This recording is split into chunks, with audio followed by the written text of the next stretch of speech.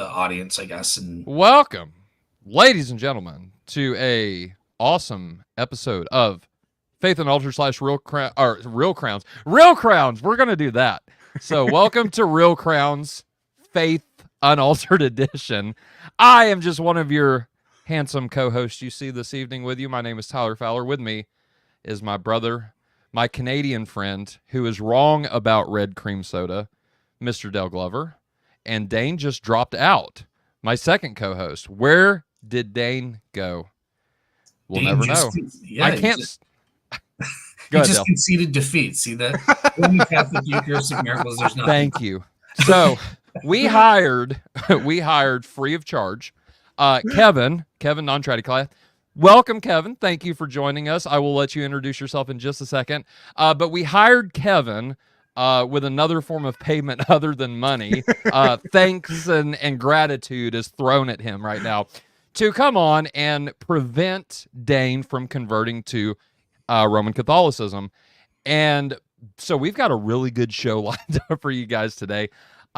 We're looking at Eucharistic miracles, and we're going to dig down deep in the depths because intuitively on my end, it seems like whenever you hear someone talk, and this is actually the conversation that Dane and I were having, when you hear someone talk about Eucharistic miracles, it's always in the context, or it seems to be, this is the intuitive part, it seems to be to me anyway, this idea of miraculous intervention that is proving the authenticity of the Roman Catholic Church. We know that Jesus was authenticated, would be the word, by miracles. And so that's kind of the big thing that showed his messiahship according to the scriptures, that's what God had promised in the Old Testament, and that's what we see Jesus do, these miracles, and the resurrection from the dead ultimately culminating in that is the sticker of approval, or the stamp of approval, I should say. And just to me, that's kind of what it seems like whenever you hear different people, Roman Catholics, non-Roman Catholics, talk about these kind of things. Dale, let me turn it over to you real quick. Is that the same impression that you kind of get, or do you think I'm just way off base with that? So I was trying to, because Dane was having some technical issues. It looks like he's back now, but sorry, just what was it you said, and I'll tell you what my So whenever you hear about, people, whether they're Roman Catholic or not, talk about Eucharistic miracles, does it seem kind of intuitively like these are signs that are pointing to the validity of the Roman Catholic Church? Like that's why they have Eucharistic miracles? Well, okay, so I'll say it's a mixed bag because I know, okay. So definitely yes, and I think that's kind of the default in the mind of people is if these things are valid, if there is something to it, then it's obviously suggesting something about the Roman Catholic Church being the true church or something like that.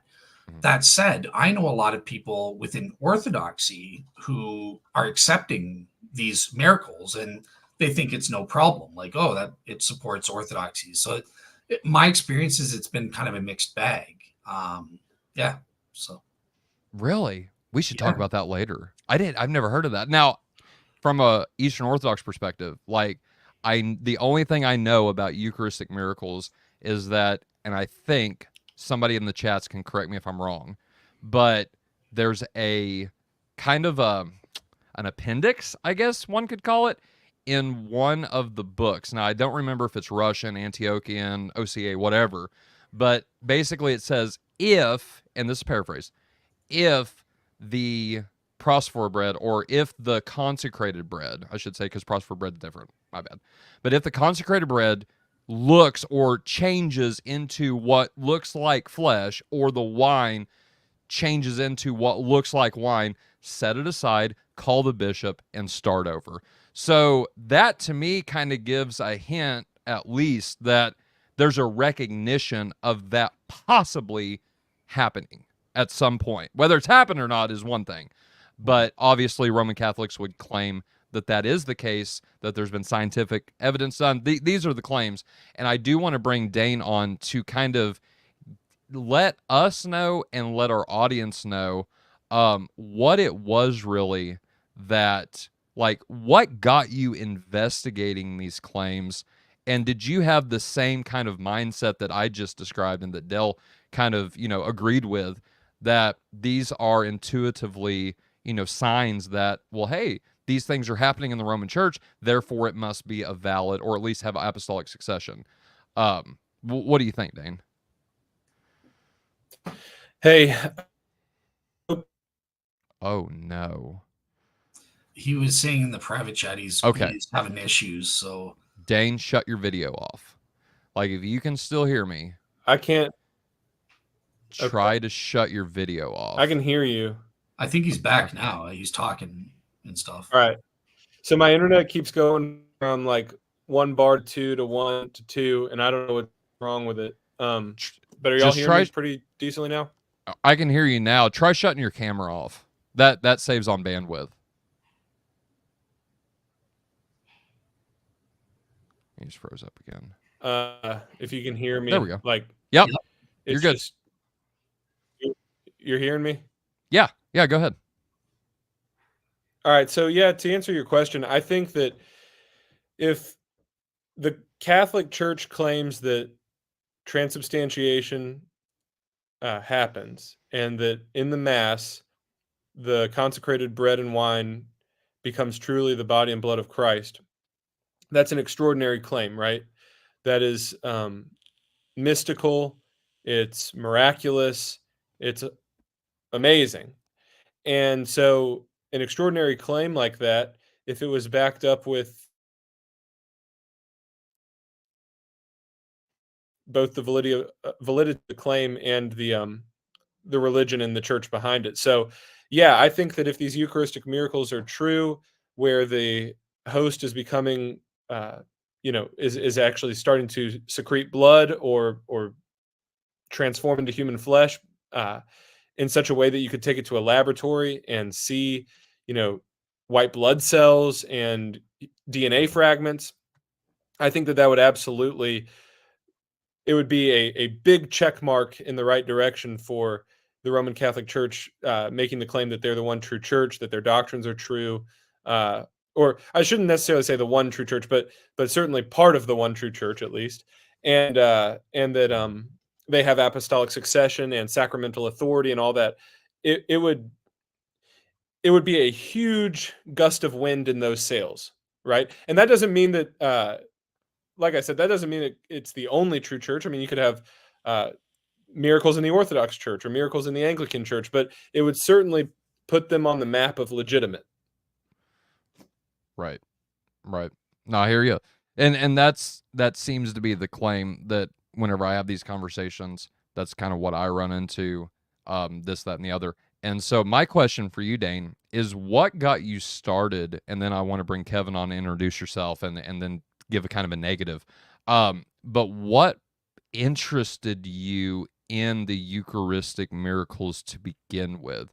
I know you've been studying, like you said, in the I don't think you've said it live, but in the green room or right before we went live, we were talking, and you've been investigating Roman Catholicism, Eastern Orthodoxy. And so what specifically was it about Eucharistic miracles? Like, tell me the story that led up to, I'm going to investigate Eucharistic miracles right now. Like, what happened? Well, YouTube is a fun thing, isn't it? It is. I started following some traditional Catholics. There's a channel called I Miss, and I started listening to his videos, and he was doing a video on miracles that substantiate the truth claims of the Catholic Church. And within that video were these Eucharistic miracles. And I have been for a long time, I guess you could say, becoming more comfortable with a higher view of the sacraments, right? Like, yeah, that something more than symbolism is going on. And I've been more and more convinced of that as I've hung out with Orthodox folks, as I've read the early church fathers, as I've meditated on John 6 and just all these different things. And so my mind was already really open to the idea of real presence, in some mystical way, the flesh and blood of Christ being given to us through the bread and the wine. And so once I saw these Eucharistic miracles, I was like, man, if that's true and these are valid and they're proven, not only not only does it validate the Catholic Church, but it validates the literal reading of Christ instituting, "This is my body, this is my blood," and it would validate a move towards a higher view of the sacraments and a higher view of what's going on there. Um, and when I say higher view, that's kind of a colloquialism, right? I'm not trying to put down Baptist or something as being low. I'm just saying, like, it's a higher view to say it becomes flesh and blood than to say, hey, it's just a symbol as we remember Well, Jesus' sacrifice. you got to look at it like in terms of Christology, right? Like a high Christology would be like, say, Mark has high Christology, right? Well, he's claiming Jesus is divine, right? But if Mark had a low Christology, well, we don't really see divinity within Mark, definitely human, definitely miraculous claims, but not God status. So that's what you're saying, right? Yeah. And actually that metaphor works perfectly, because in the Orthodox and in the Catholic churches, and probably some high Lutheran and Anglican churches as well, the claim is that Christ is their body, blood, soul, and divinity, right? So it is a high view of the sacrament when you're saying that the very divinity of Christ is communicated to you, and you consume that. So yeah, that's kind of where I'm coming from with all that. Okay. All right. Well, I appreciate it, Dane, and thank you for being here tonight. This is going to be, like I said, before you go on vacation, and I'm going on vacation in July as well. So I thought we'd have a fun episode, and then we've got a really fun episode Friday. So this Friday at 7 p.m., we're going to be responding to good old Joe Rogan, Professor Dave, Terrence Howard. We're going to go up in the world or down. I don't know. I guess that's kind of subjective. But in terms of fame, we're going to start responding to a little bit more famous, quote unquote, people. And definitely Joe Rogan and Professor Dave is on that list. So this is going to be a fun episode before Dane and I kind of go away for the month of July. I think Dane's still going to be doing stuff. And Dane, you can clarify if I'm wrong here on anything. But I think you're still going to be doing some things with Three Crowns for July. But until you really get settled in with your move and and adapting to that, I know things are going to be tough for you to push out content. And so I've kind of let everybody know, hey, look, Three Crowns isn't going anywhere. It's just going on a little mini vacation for a little bit. But is there anything there you want to clarify before I hand it over to Kevin? Yeah, so Three Crowns, I'm still going to try to put stuff out as much as I can, but I'm not exactly sure what my new schedule is going to look like with my new job and all these kind of things. So I'm going to try to get videos out. It just might not be as like routine and regular and consistent as it has been. Yeah. But we'll know a whole lot more, mid-July with kind of what the flow of my new day-to-day is like. Okay. All right. You were kind of cutting out there just a little bit, but it came through. But all right. So also, Dane, what would help if you go to settings and then go to camera, and then underneath your picture, you should see camera resolution. I know your camera's not on, but I have a feeling like this has something to do with the bandwidth as well. So you might try clicking low definition and just keep your camera off, and that might help. So you're on Google Chrome, right? Yep. I just did that. Okay. All right. Cool. You sound good. All right, Kevin. Sorry to keep you waiting, sir. Thank you, first of all, for coming on. It's my first time meeting you. It's a pleasure. Dell has hyped you up, and so I'm excited to have you on. So no pressure, but you've got big expectations. No, I'm just playing. But no, thank you. Seriously, thank you for joining us. I'm excited to hear. I'm definitely ready and excited to hear what you have to say about this. Please, for our audience, since this is your first time on, give a little bit of background about. So from my understanding, you were Roman Catholic and then left. Is that fair? Okay? All right, fair enough. Well, I'll let you tell the story. Go ahead. Cool. So thanks for having me on, Tyler. It's great meeting you, and Dane, it's great meeting you too. Dale, thanks for making the introduction. Just a little bit about me. So for those of you who don't know a whole lot about Catholicism, there's a difference between your average run-of-the-mill Catholic and then kind of like the hardcore Catholic. And there's this movement within the Catholic Church called the Traditionalist Movement. It started in 1962 during the Second Vatican Council. The Second Vatican Council made a whole bunch of changes to the way that the church operates. Some people didn't like that, so they kind of started almost like a counter-Reformation movement. Sedevacantist? So no, not Sedevacantism. That comes later. Okay. Okay. But okay. So my grandparents were some of the people who didn't like the changes of the Second Vatican Council. And so they actually bought an abandoned Protestant church and like renovated it, turned it into a Catholic church. And they were just having priests come like independently, like not part of any diocese, to this rundown church they bought to say the traditional Latin mass. And shortly before I was born, they wound up having an organization called the FSSP. That's an acronym that stands for the Priestly Fraternity of St. Peter. Okay. The Priestly Fraternity of St. Peter moved their priests into this church and took up permanent residence there. So I was born into the FSSP, a traditionalist Catholic movement. Okay. The FSSP does mass in Latin. I went to school in the basement of this church that my grandparents founded. So every school day started with mass. So I went to mass 6 days a week, Monday through Friday and Sunday. I went to confession once a week. I was confirmed, which is another Catholic sacrament, at the age of like 10 or 11. My confirmation name is John Vianney, after Saint John Vianney, the patron saint of priests, because at that time I thought I wanted to become a priest. Oh, wow. I never did. Obviously, you can see the wedding ring on my finger. I found out I like girls, and I was like, "Oh yeah, hey." It's going to throw a wrench into that. Right. Can't really be a priest anymore, but that's all right. My brother wound up going to the seminary. So there's only one FSSP seminary in the Americas. There's another one in Europe, but there's only two in the world. One is in Nebraska, and the other one's over in Europe. My brother went there before discerning out, so he's not a priest. But my cousin is still there, and I grew up a mile down the road from my cousins, so we were kind of like one big family. And so he is becoming a priest. He's actually going to be ordained next year. Okay. So all of that to say that my grandparents founded church, my cousin's becoming a priest, my brother at least went to the seminary. I thought I was going to become a priest. I come from a very, very Catholic family, but I have long hair and I have tattoos. So what happened? What went wrong with me? Right. So I guess I started asking questions, I guess. And the organization that I come from is pretty they don't love questions. It's very, at least they didn't. Maybe things have changed in the last 6 years, but the questions that I was asking, I realized that I lacked some of the moral intuitions that I was quote unquote supposed to have.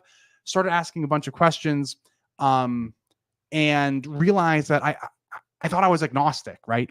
Wound up telling my family, like, hey, I don't actually believe this stuff anymore. And by the way, now that I'm 22, like I'm moving halfway across the country. And the girl I've been dating for 5 years, she's coming with me. And my parents let me know that if I wanted to still be part of the family, I had to marry her before I left, or else, like, if I'm living in sin, then I'm that's not okay. So we had a shotgun wedding. We got married. We had a 3-month engagement. Needless to say, that soured the entire Catholic Church for me. Right. So I can't pretend like I'm this, bastion of logic and I'm completely unmoved by anything personal. Getting forced into a marriage when you're 22 is kind of crappy, but then after that, I already had all these questions. I had already considered myself not Catholic by this point. But I realized, like, okay, like, I guess if I'm going to be agnostic, I really need to like make sure that Catholicism isn't like what it says that it is, right? Like, and if it is, I better change my ways.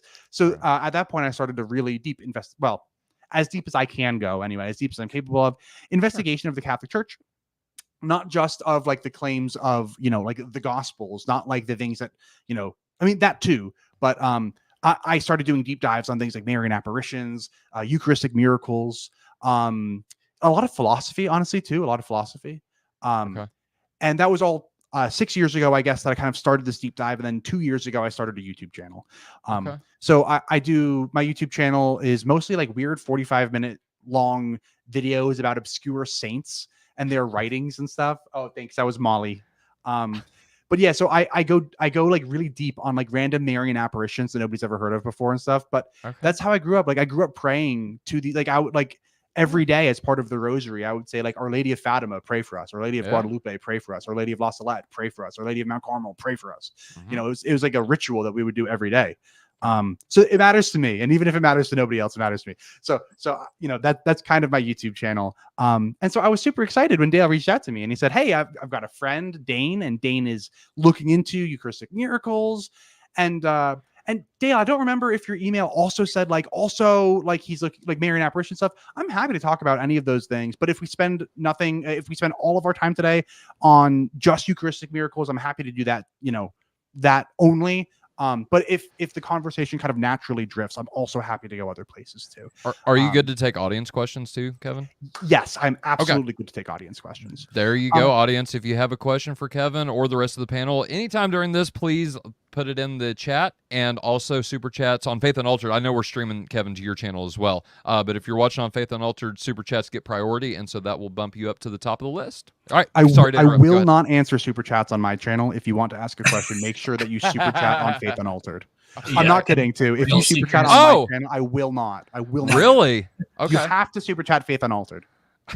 Oh, that's so nice. I feel like I'm not going to get super chats, or don't want them. I mean, I don't want them now. Like, don't super chat this episode, guys.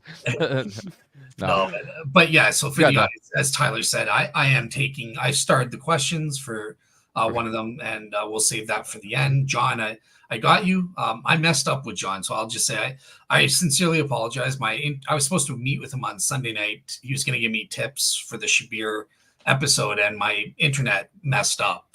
He probably thinks I'm lying about that, but Tyler, my internet sometimes comes and goes. So, yep. Yeah, I'm not lying about that. But anyways, I think we want to get straight into. He lied. He really did. He lied. Oh, you guys can hear me? Oh, I thought I was muted. Crap. But yeah, I want to have each side kind of give their opening cases, and it makes sense to start with the affirmative case. I'm praying that Dane's internet will hold out and stuff, but Dane, I think I'm working now. Awesome.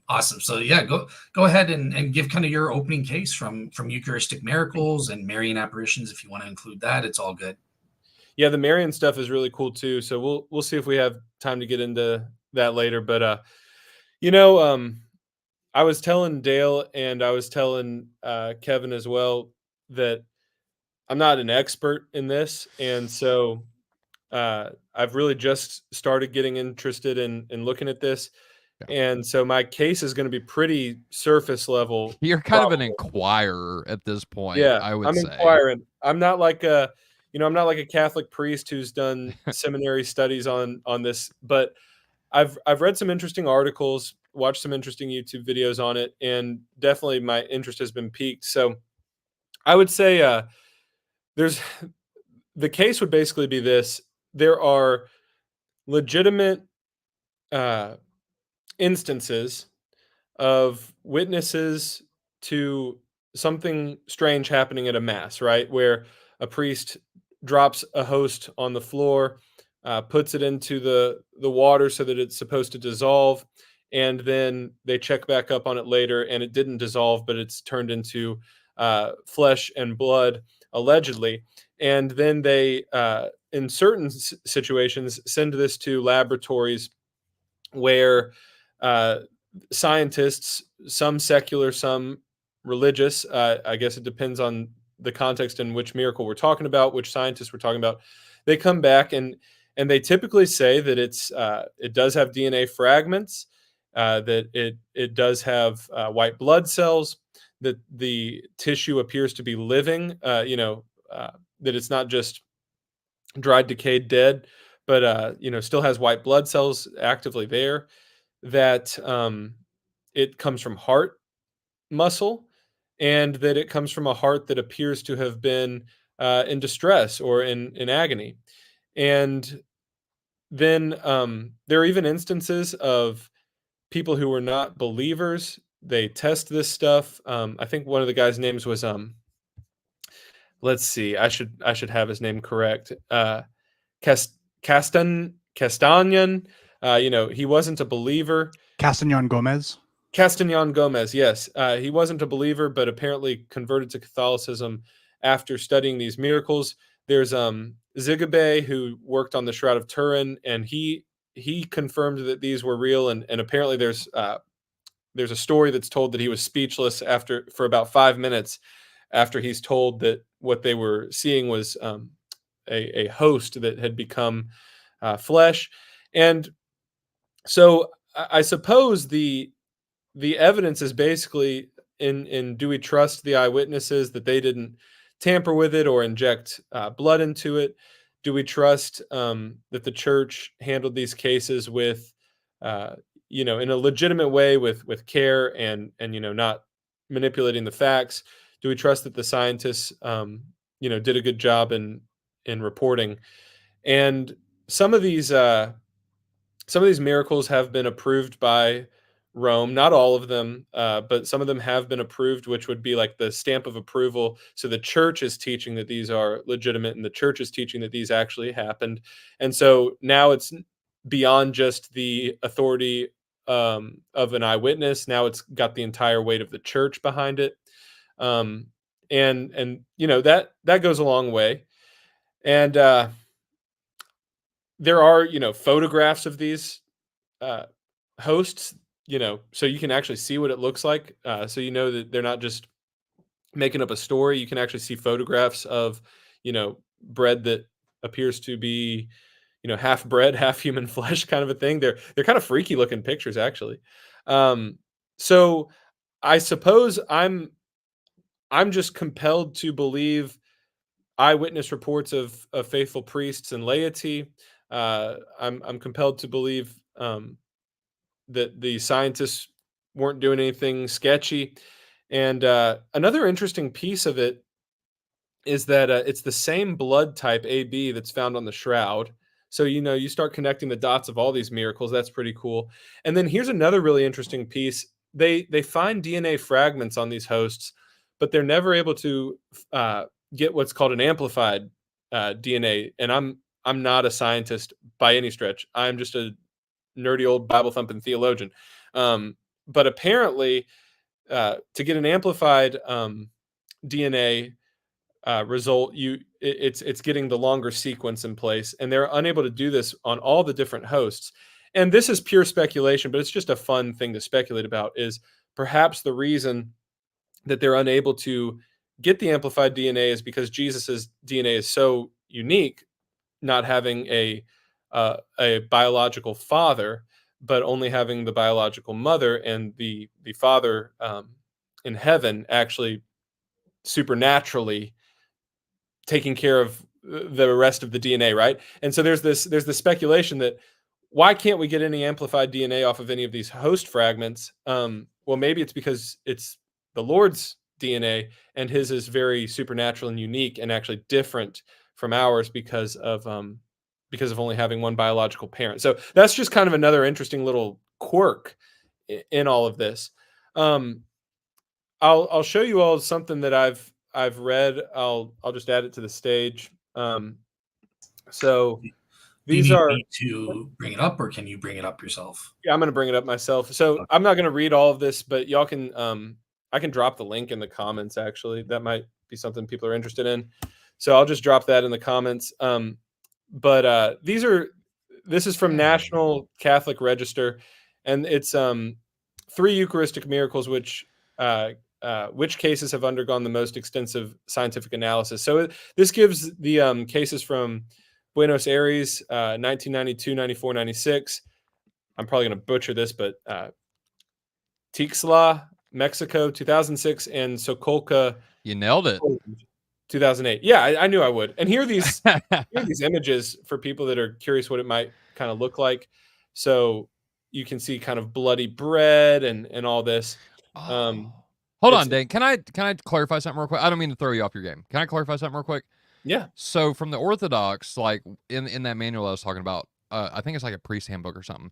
Basically, they say if the bread looks like flesh and if the wine looks like blood, not necessarily the bread bleeding. Like, is that something different? Yeah, the bread, sometimes you'll see them say like it oozed, like oozing out blood. Okay. So some of these, let me see if that's in this even. Yeah, so in the Tixla, Mexico one in 2006, it said the host that the nun was holding actually began to ooze a reddish substance. So it's as if it was actively bleeding. Interesting. Okay. Yeah. So really, really interesting. And anyway, like I said, I don't have some kind of, I really don't have a very formal presentation or anything like that. Just wanted That's to fine. sort of share the articles I'm reading and that kind of thing. So again, I guess the case is basically, it's undeniable that something was brought, like some substance that had human, that appeared like flesh or blood was brought forth from these masses. And I guess the question is, was it something supernatural? Did the priest or the laity tinker with it? Did the scientists get it wrong when they studied in their lab? Was there fraud? But with the photographic evidence, I mean, there is something, physically here that we can look at and study. And so like I said, maybe Kevin by the end of the night will make me say, "Oh, I was silly for ever believing in any of this." That's the goal. but it seems to me like there's something going on here, and I don't have the details totally on the top of my mind, but there was one of those 3 cases there where the scientists were saying the blood was actually coming from it internally, and so there was evidence basically that it wasn't placed on it from outside, but it actually originated on the inside and came out. So that would also lead us to think, well, maybe this wasn't being tinkered with by the priest or the laity or something like that. That's interesting. So anyway, I'll guess I'll wrap up with that. And I wish I was more like formally presenting it, but hopefully people still got something out of that. I think it's fun that you are basically giving this a play-by-play, right? And you're kind of presenting the evidence to us as you find it, because no one here is expecting you to be an expert at this, right? Yeah. You're just saying, hey, look, I find this really interesting. I find the claims really interesting. Let's present it to somebody that knows about this, and let's get their opinion on it. Now, obviously, people disagree about this, so we usually do a positive case first and then a negative case. But in this sense, we're switching it up, and so we'll bring on a positive case later. But I'm very interested to what Kevin has to say. And by the way, just for anybody in the audience that's not normally a part of this group, by the way, subscribe if you're interested in this kind of stuff. But I give Dane. So what's the word? I don't want to say hell, but that for studying Roman Catholicism. It's not because I'm agnostic or an atheist. I'm Eastern Orthodox. And so there's that divide that where I don't want him going Roman Catholic. And so that's why. So it's not anything else other than that. And just for the sake and it's of the in fun. audience, It's all in fun. Yeah. For the sake of the audience that may not be familiar with me, because I know some of Kevin's subscribers are here and real seekers and everything. Welcome. I'm ordained in the United Methodist Church and fixing to take a leave of absence from preaching ministry. Actually, this Sunday will be my last Sunday preaching because I'm concerned with the direction of the UMC for all the obvious reasons that we don't have to get into. If you've seen the news around the UMC over the last few months, you know what I'm talking about. And anyway, as I take that leave, I'm interested in exploring the Christian traditions that claim to have apostolic authority and apostolic succession, because it's really hit me hard how a Protestant denomination that I've been raised in and loved so dearly could literally just upend 2,000 years worth of church tradition in a single day with a single vote. And I was like, that can't be how Christ meant for this to go down. And so that's where I'm at, just so the audience knows. I'm still currently a Protestant, but I'm excited with this journey ahead where I can explore the RCC, the EO, and I'm even looking at Anglicanism and trying to, because they're like Protestants who want to be like, but we're not really Protestant, So anyway, Kinda. not to veer us off the trail, but that's kind of, I just want people to know where I was coming from if they weren't familiar with me. Right on. Awesome. No, All right, thank you. cool. Well, at this point, I think we'll go to Kevin for his opening speech, opening case on these Eucharistic miracles. Yeah, just let me know when. Do you want to share your slides from the beginning or at certain points? I think what I'll do, if it's okay, is I'll make a short opening statement, and then we can kind of like actually dive into the Eucharistic miracles that we want to talk about, because Yeah. I'd love to get into the nitty gritty. So what I'll do is I'll make a short, just a few minute opening statement, and then we can dive into it if that's cool. Yeah, Let's- sounds good. Let's Go do for it. Awesome. So, Dane, one thing that you said was, I hope Kevin doesn't make me feel silly. That is absolutely never my goal ever. The way that I like to view conversations like this, debates, if you will, is that it is never Kevin versus Dane. It is never the agnostic versus the Methodist or the Catholic, or no, it is Kevin and Dane versus falsehoods. We are trying to beat the falsehoods into submission, because I think that Dane and I are on the same team. We both want to believe all the true things, and we want to disbelieve all the false things. So the way that I see it is we're on the same team. I don't think it's ever about making anybody seem silly. I don't, if a debate ever turns into that, I think that that's not a debate worth having anymore. But with that being said, let's kind of embark on this journey and kind of figure out. The other word that Dane used was credible. Like, it seems like there are some credible. I don't think that they're super credible. And let me tell you why. I put together a little bit of a deepish dive on 4 Eucharistic miracles, and these are going to be the 4 biggest ones that you ever hear anybody talking about. In fact, Dane shared a slide or a picture of like a CNA article, Catholic News Agency, that had 3 of the 4 that I'm going to talk about. And it was only talking about 3. So the 3 that it was talking about on that article was Buenos Aires, Tixla, and Skokolka. And the only one that I'm going to add is Lanciano, Italy. That's the only one that I'm going to add. And funnily enough, that article said that those 3 are the best evidence, like the best scientific evidence, and it listed Tixla, Buenos Aires, and Skokolka. I think that Lanciano is by far and away the best evidence. Like, it is not even close. We'll get into more specifically why later, but in my opening statement, I would like to touch on a couple of themes that I think are going to come up again and again and again while we look at these Eucharistic miracles. And the first is going to be something that I'm calling a cult of personality. Good science. So by the way, by education, I'm an engineer. I have my bachelor's degree in chemical engineering from the New Jersey Institute of Technology, and I currently work in pharmaceuticals. So I manage clinical trials. But part of clinical trials is looking at pieces of organ tissue on slides. So I'm a little bit familiar, and looking at blood samples and things like that too. So I'm a little bit familiar with this topic just from my career, but regardless, there's a few themes. The first thing I want to talk about is a cult of personality. A mark of good science is that it doesn't matter who does the science, right?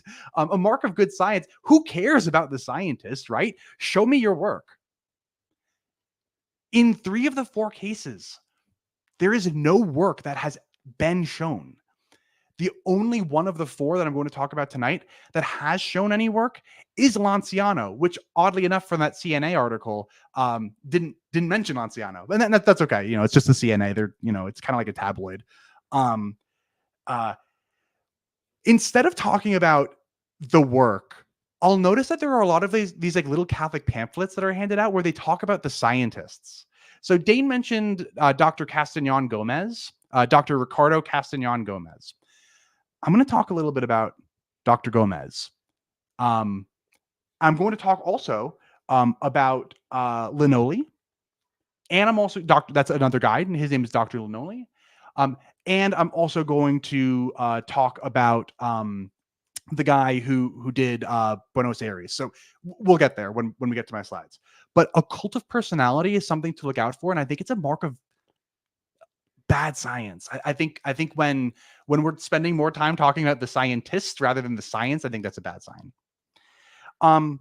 Another thing too is there's a lot of talk about how the scientists are, some of them are non-believers, and in my experience, that's actually not the case. In all of these cases, we are going to see that it appears as if the teams who are investigating this are purposely seeking out Catholic-friendly scientists. We will see more about that as we kind of dive into each one. And there's also going to be really weird statements being made, statements that they just don't make sense from a scientific perspective.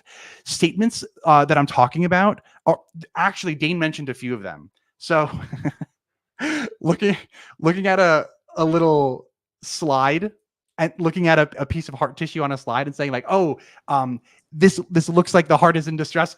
Yeah, it looks like the heart's in distress. It's outside of a body. It's on a slide. It looks like, of course.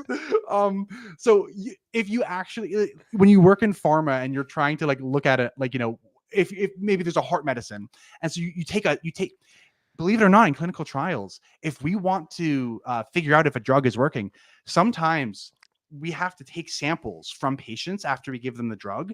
And if it's a heart medicine, we might cut off a little sliver of their heart and then look at it under a microscope to make sure that the drug is doing what we think it's doing, what we hope it's doing anyway.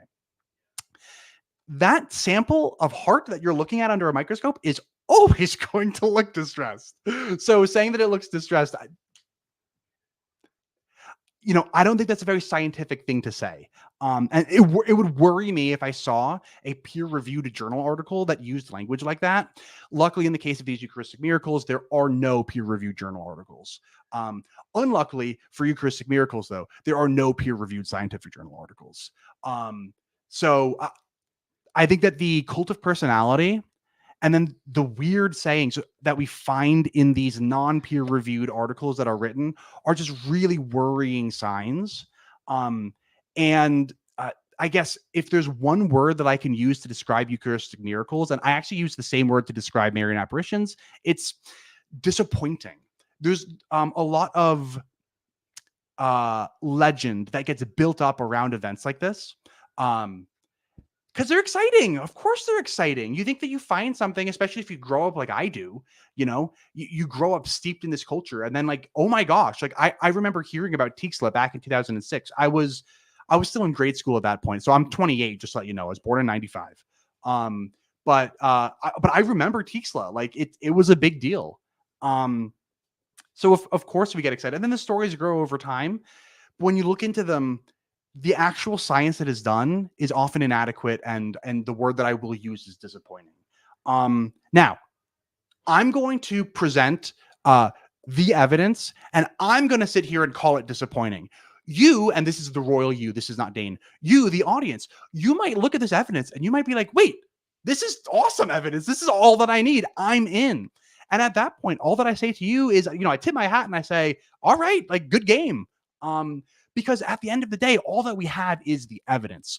And I can't tell you if the evidence is or is not convincing, because whether or not something is convincing is by definition subjective.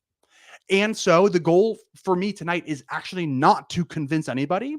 My goal is to present the evidence in as scientific a way as possible. By scientific, I just mean I'm going to try to strip away any of the legend that surrounds these events, so that we can just look at the evidence and then everybody can kind of come to their own conclusion. And if 100 people watch this and all 100 people had an opinion, they look at the evidence and they realize that the opinion that they had all along was correct, and I do not change a single mind, that honestly, that's great. As long as you learned something new today, I view that as a win. Because like I said, it's all of us together on this quest to believing as many true things as possible. And if I'm giving you more information, then we've already won. Nobody's mind needs to change in order for us all to win. I'm going to leave my opening statement there, but I'm super excited to jump into specific Eucharistic miracles. And that way we can get into the nitty gritty. Yeah, absolutely. Can I just say real quick, Kevin, I really love the way you speak. Like you're like a storyteller. And you're just, even though I am messing with Dale in the side chat here, like you just captivate me. And I'm like, you know, I'm not trying to be weird or nothing, but it's like you remind me of our co-host Joshua Davidson. And like you're just very captivating. And so this is going to be a fun episode. I really appreciate that. Thank you. I have you all fooled. Yeah, there you go. At all. Deceived by the agnostic. That's right. It's all part of my agnostic plan. Yeah. All Right on. Well, good. Yeah. No, I was just going to say I appreciate what you said there at the end about even if we don't change our minds, like we have new knowledge at this point. And so that's what we're here all about is preventing, or not preventing, but providing clarity with charity. And I think that that's really going to show forth through in this episode. But Dale, over to you. Yeah, well, I'm not even sure I want to say anything now because no one ever compliments me on my voice or my. In fact, I get insults. Harry. Well, if you'd get a new mic, Dale, you'd be fine. All right, but yeah, I think what we can do, we can open it up now to kind of an informal discussion back and forth. And yeah, let's do it. You know, I know Kevin has a slide. Let's take it. You know, you guys mentioned there are 4 of the main ones. Let's take it one at a time, I guess. Like, Dane, do you have one in particular you want to start off with discussing with Kevin? Well, you know, just for the sake of time, I think it'd be most interesting to talk about the one he finds most convincing, the Lanciano. Agreed. But Agreed. before we do that, I did have one kind of follow-up to the opening statement. And yeah, I also echo what Tyler just said. Really, really enjoyable presentation from you. And I like your spirit and your charity. It's very heartwarming. It's going to be a fun night here. So you mentioned how talking about like a distressed heart muscle, not a very scientific way to talk about it because, of course, it's distressed when it's outside of the body. The way that I had understood that is that basically there are signs that a medical doctor, a coroner, a doctor, or a scientist could look for that would show a heart that sort of was at ease and peaceful as it passes versus one that is maybe undergoing extreme agony, abuse, torment, torture, whatever it may be. That's the way I took it. So it sounds like what you're saying is if someone dies peacefully in their sleep or if someone dies by crucifixion, the heart's going to look the same to the coroner either way? No, not to the coroner. But who's looking at these samples? A coroner? No, a histologist. Okay, yeah.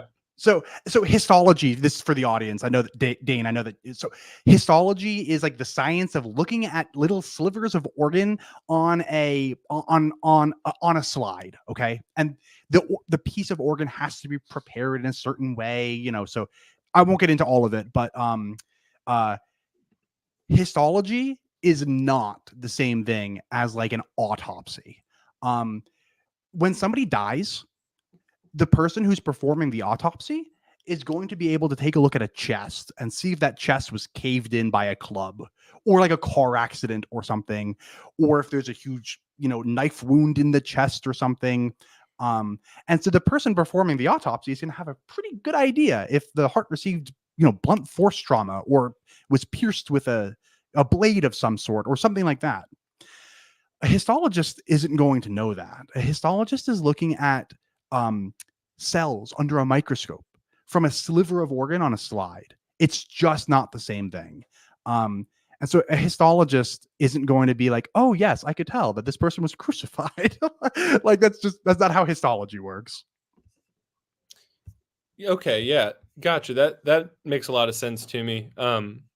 So if we were to have had the body of Christ on, you know, day 1 in the tomb, you could tell the abuse of the heart.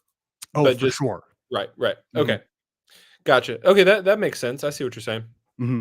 Yeah. So, all right, here's what I think would be fun for us to do. Let's jump into whatever slides you've got on Lanciano and go from there, because if you think that's the most compelling case, then that would be the most beneficial for us to spend our time on.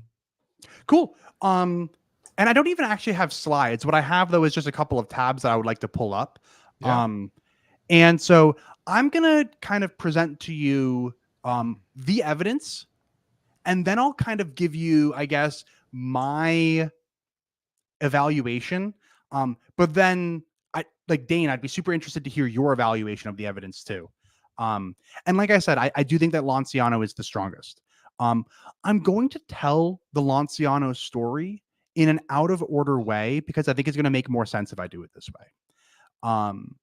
But with that, let's kind of jump into the evidence for Lanciano. I'm going to go ahead and try to zoom in a little bit to make this a little bit more readable. But okay, I understand that this is in Italian, but mostly we're going to be looking at pictures, and then I do have an English translation for you on the next tab here, and so we are going to look at that. But if you see this, you can actually see right here, that's the Roman numeral for 7, and then that's the Italian word for century. So you can see here that it says 7th century. So this is a scientific article that was written in the 7th century. Oh, wow. That's a joke. It was not written in the 7th century. Wow. This was written in like 1972 or something like that. It was in the 1970s. Bro, let me just stop you, Kevin, real quick and say you can say anything about this and I'll believe it. That's how gullible I am. So I really thought for a second this was actually written in the 7th century. And it's just transcribed to this like nice little PDF here. So no, and like, look, if I scrolled a little bit, the joke would it would have been better if I scrolled over here first. Yeah. These are actually these are histological pictures. So there was this doctor named Dr. Linoli, and he worked at a university in Italy, and he was a histologist. So his job, like what he did, was he looked at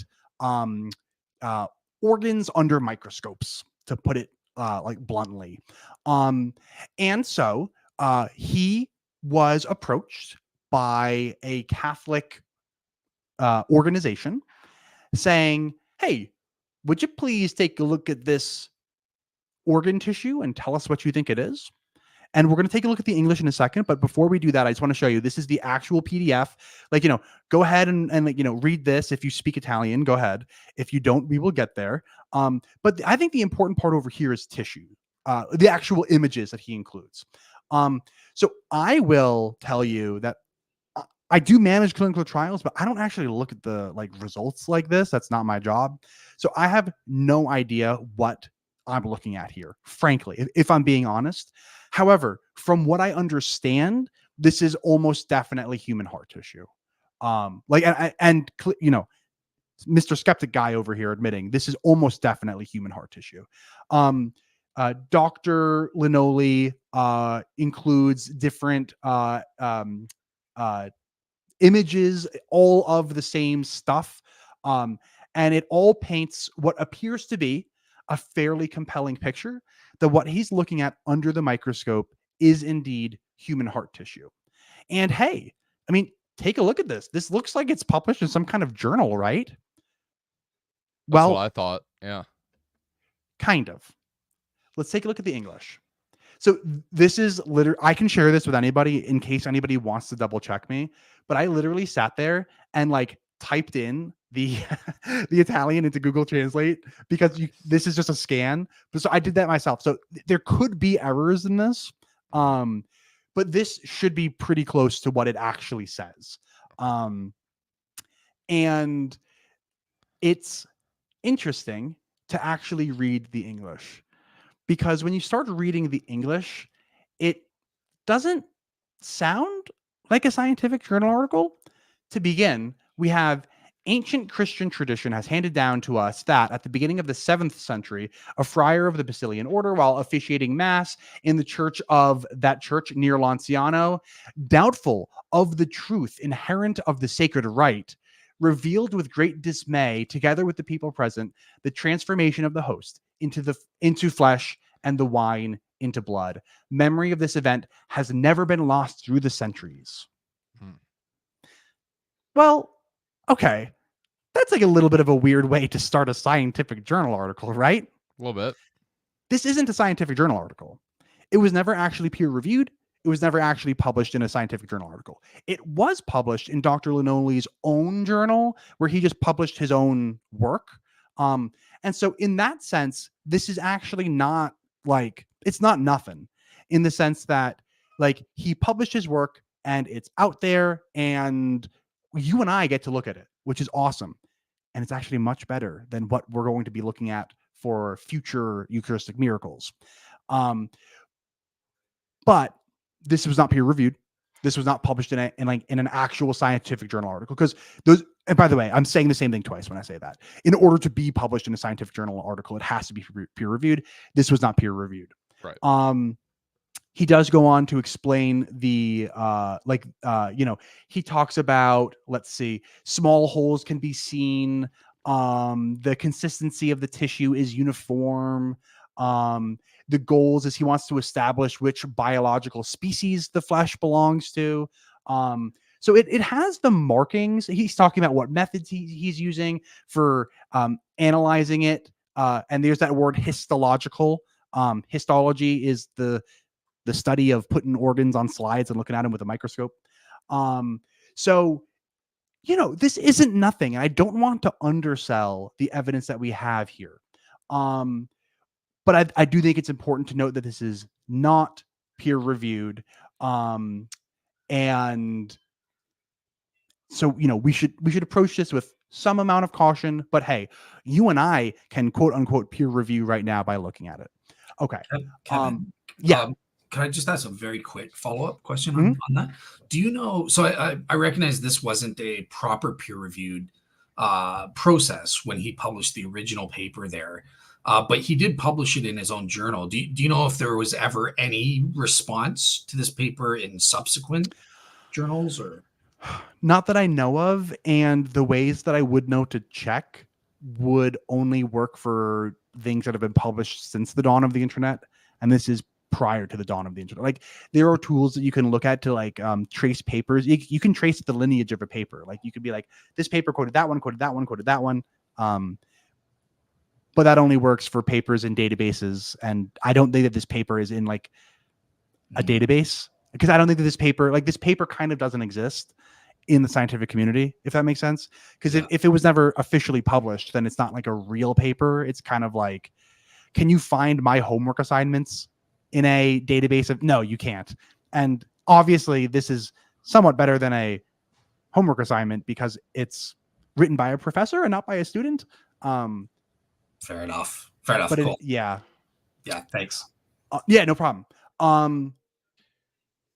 But I do want to so the science to me really isn't the problem here. I'm convinced that what Dr. Linoli looked at is human tissue, probably from a heart. I believe him, but I have issues with Lanciano. What are those? Well, it's actually right here, 7th century, and you can see that here. VII, the Roman numeral for 7, seculo, 7th century. This was done in 1970. It was done after 1971. I think it was like 72 or 73 or something like that. That this paper was written. There's a lot of time in between the 7th century and the 20th century, right? There's 13 centuries between that. What the heck was going on for those 13 centuries? Well, I actually don't think that 13 centuries did go by between the collection of this sample and the analysis of this sample. I do think that it was a couple hundred years, but I don't think that it was 1300 years. And why? Well, the briefest glance at the historicity of the miracle of Lanciano shows that it's a legend, it's a myth. So this is just a screenshot literally from Wikipedia. So, it's not the most reliable thing in the world, but the first known reports of the event date to 1574 and do not specify the exact year in which it would have occurred. 1574. That's the 16th century. And then some believe that certain circumstances allow it to be placed chronologically around 730 to 750. So 8th century. But there is absolutely no record of this miracle for the first 800 years of its existence. That's a telltale sign that this thing is a medieval money grab, because this is what medieval churches did. They would all of a sudden have these holy relics that were ancient, right? Do you know how much breast milk of Mary you could find in medieval churches? It's crazy. You could find, it's wild. Like, they would just, I found this jug and it's got like, this vase. This vase is 1500 years old and it has Mary's breast milk in it. Like, no, it doesn't. This is an attempt by a church to draw pilgrims to their church so that the pilgrims will donate and they'll get rich. we all of a sudden in the year 1574 start hearing legends of this Eucharistic miracle that occurred somewhere around the year 750. I don't think that a whole bunch of monks in 1574 like got together and were like, ooh, let's make this story up. But what I do think happened is somebody somewhere decided to make up a story, probably within 100 years before 1574. But then within a few generations, like the origin was kind of forgotten. All that remained was this legend of the miracle of Lanciano. That's not the 800 years of silence isn't the only thing that gives me pause about the miracle of Lanciano. If you look up top right here, this incident is similar to the tradition known as the Mass of St. Gregory, first recorded in the 8th century. The Mass of St. Gregory is another Christian myth. And this one is legitimately really old. And it's about St. Gregory, and he's saying the Mass, and he actually doubts that the Eucharist is really the body and blood, soul, and divinity of Jesus Christ. But then as he's doubting, it's literally turning into Jesus's body in front of him. And he's like, oh, shoot, this really is Jesus's body, blood, soul, and divinity. That story is considerably older than the miracle of Lanciano. So what I imagine happened is in the 16th century, maybe in the 15th century, some monks were either inspired by the legend of St. Gregory, and they had their own host, that they had their own specimen, and they're like, this is that thing. So I don't think that it was necessarily like malicious. Like I don't think that there was a whole bunch of monks who were scheming to make money. That's possible. But I find it more likely that this was just a mistake of some sort. Like, generational telephone kind of broke down at some point, and then this turned into the myth that we have today. But the 800 years of silence and the weird similarities to the Mass of St. Gregory, to me, paint this whole thing as a myth. Now, I did fully admit that the histological work that Dr. Linoli did in the 1970s, to me, it looks like it's human heart tissue. So I do think that sometime between the year 750 and 1574, somebody took a sample of human heart tissue and put it in a monstrance.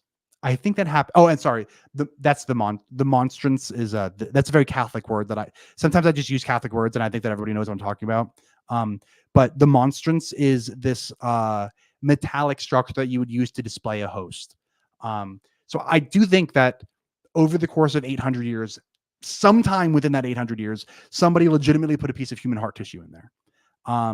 And then you seal that up between two pieces of glass, and guess what? That's kind of like histology, And so samples can actually survive for a pretty long time. And I think that Dane actually pulled up this exact picture. That's not going to work too well, is it? Well, there you go. You can kind of see that there. That exact picture is, I think, one that Dane pulled up. That's what's left of the tissue. But for the record, I think that whatever's in there, it really is human heart tissue. I just think that the chain of custody problem with the 800 years of silence and the similarities to the Mass of St. Gregory, to me, just paint this whole thing as being like pretty fishy. Yeah. So that's what I have to say about the miracle of Lanciano. I presented the evidence, and then the I think it's pretty fishy is clearly my opinion. That's not the evidence anymore. That's what I think of it. But Dane, I would love to hear your thoughts about Lanciano.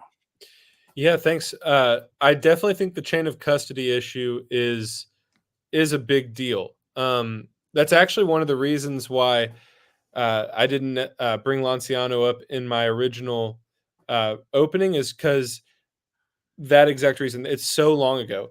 Whereas Tizla or Buenos Aires or the ones in Poland, they're 21st century or 20th century. So it's a little easier to know how we came to possess them in our hands, right?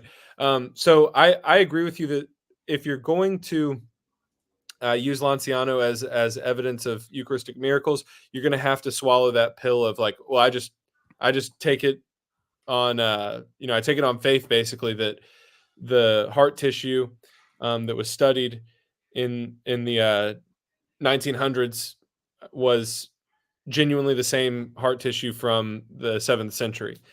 And that's a faith. Like at that point, you are resting in faith, and that's okay. There's nothing wrong with resting in faith. but it's not going to compel a skeptic, right? And so that's definitely an issue. I'm curious, you were mentioning it wasn't a peer-reviewed paper. Has anybody like engaged with this professor's work? Like, has anybody taken his? You were kind of comparing it to like it's almost like a homework assignment, but the professor did it. It's like a professor's little side project. Has anybody of note engaged with it? And said, hey, actually, even though this isn't a peer-reviewed paper, the methodology is really good, or something like that. Do you know of anybody that's kind of looked at it and said, the process he used was solid? Not to my knowledge. So the way that these things generally go is scientists aren't generally trying to go peer review each other's homework. Generally, if a scientist wants another scientist to interact with his work, he will publish it in a scientific journal article. That scientific journal article will require that scientist to get his work peer reviewed first. So the onus was kind of on Dr. Linoli to get other people to review his work, and he never did that for whatever reason. And to the best of my knowledge, no scientist was ever like, well, even though Dr. Linoli didn't ask, I'm going to go ahead and just peer review his paper anyway. But something that's important to remember is that peer review isn't only just supposed to be like reading your paper. They're actually supposed to try to replicate your work. Mm-hmm. So like theoretically, a peer reviewer would go grab another sample of the same host fragment and then do their own work, be like, yep, nope, checks out. Like this all makes sense. And that was never done. At least, and I don't know of anybody else doing any other kind of peer review. It's possible that it was out there and it just never got anywhere, but to the best of my knowledge, I don't know of anything. I have a couple follow-ups. If Dane, did you have more to go or no? Okay, so I'm kind of interested in the dating of this, because you said even as a skeptic, you're willing to admit that this is genuine heart tissue and that sort of thing, and it dates back.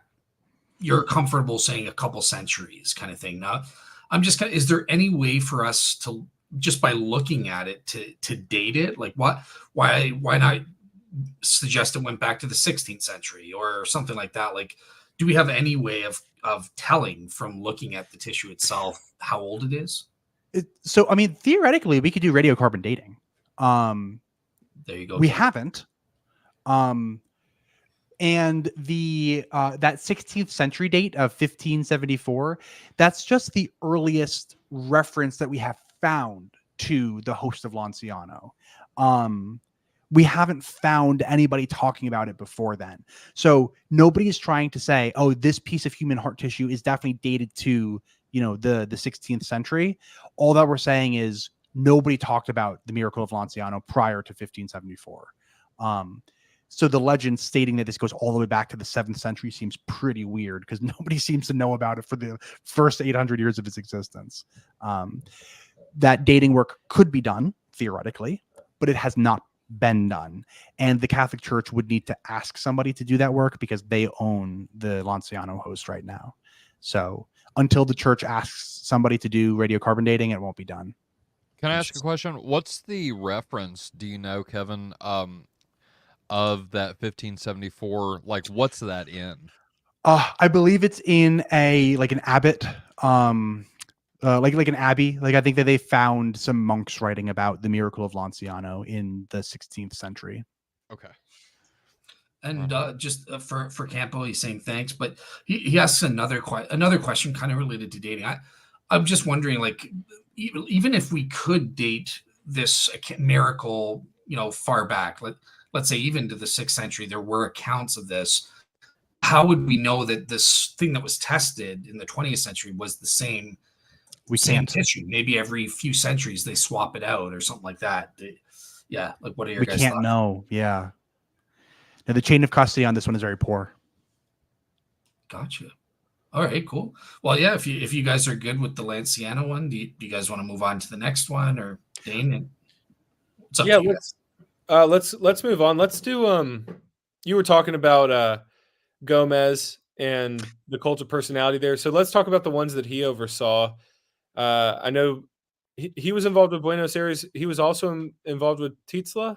He was. Do you want to go chronologically though? Yeah, let's do chronologically. Cool. And I know you were saying that he didn't do any papers that were peer reviewed either, right? Correct. But he is like a legitimate scientist. Or no? No, he's not. And he also didn't do any of the work. Okay, He was like the lead investigator, kind of. gotcha. Yeah. Okay. So we were talking about the 1970s for Lanciano. Well, we were also talking about the 7th century, but fast forward. Now it's 1992. There is a church in Buenos Aires, and they report a Eucharistic miracle. Then it happens again in 1994. Then it happens again in 1996. So clearly something's going on in this church, right? Exciting. Well, if you grew up like I did, you might find like little printouts like this. And, these might have been given to you as part of your religion class when you were in 5th and 6th grade and all that stuff. Take a look at this little printout. So it's only a single page, right? Doesn't it look like this used to be longer? It looks that way to me. And guess what? I made a YouTube video on this miracle 2 years ago, and it did used to be longer. I'm worried that my YouTube video caused them. So take a look at this. This is from a year ago. Look, 3 pages. And if you follow the link in my YouTube video, so I try to link all my sources all the time. And so look, I'm linking the National Catholic Register. But here's the pamphlet. If you click on the pamphlet now, it brings you to this 1-page thing that we are looking at here. So Kevin, can I, just to be fair to the Roman Catholics, because I looked into this and you're right, but you're also wrong. So what they did is that they have separate links for each of the 3 pages. So that's what happened. Yeah. Perfect. Okay. Yeah. I need to pull those up then.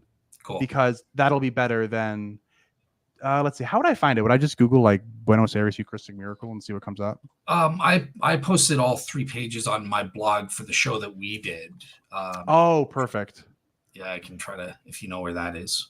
Or I can. Yeah, maybe I'll go grab it. But I guess I can start talking here while I grab it on a different screen. So this is the first time that we're going to hear about Dr. Ricardo Castañón Gomez. We actually have a picture of him right here. Okay. So here is Professor Castañón Gomez. Castañón's not his first name. His last name is Castañón Gomez, I think. I believe his first name is Ricardo. But he was put in charge of investigating the Eucharistic miracles that occurred in Buenos Aires in 92, 94, and 96. You can see here that samples of the host were drawn. There's a little test tube with a sample of the host in there. You can also see down here pictures of like what the host looked like. And I'm going to ask a very leading question. Does that look like something to you? Does that look like mold by any chance to you? Okay, we're going to come back to that. So let me grab the second page, and let me. I can get to your. Dale, will you just drop a link in the private chat, maybe? Yeah, absolutely. If you hang on 1 second, because I got it right here. So the second. No page, worries. I can talk about it while you're pulling that up. And thank you for the help. Right now, there it is. Thank you. You're the best. Okay. No worries. That's why I'm here. Yeah, appreciate you. Okay, so here's page 2 and 3. Oh, there's 2 again. Sorry, my bad. This works for now. Okay, so testing was done on this, not by Dr. Zugaba. I'm sorry, not by Dr. Castañón Gomez. He doesn't actually do any of the testing. But he did have a local Argentinian scientist take a look at the samples. And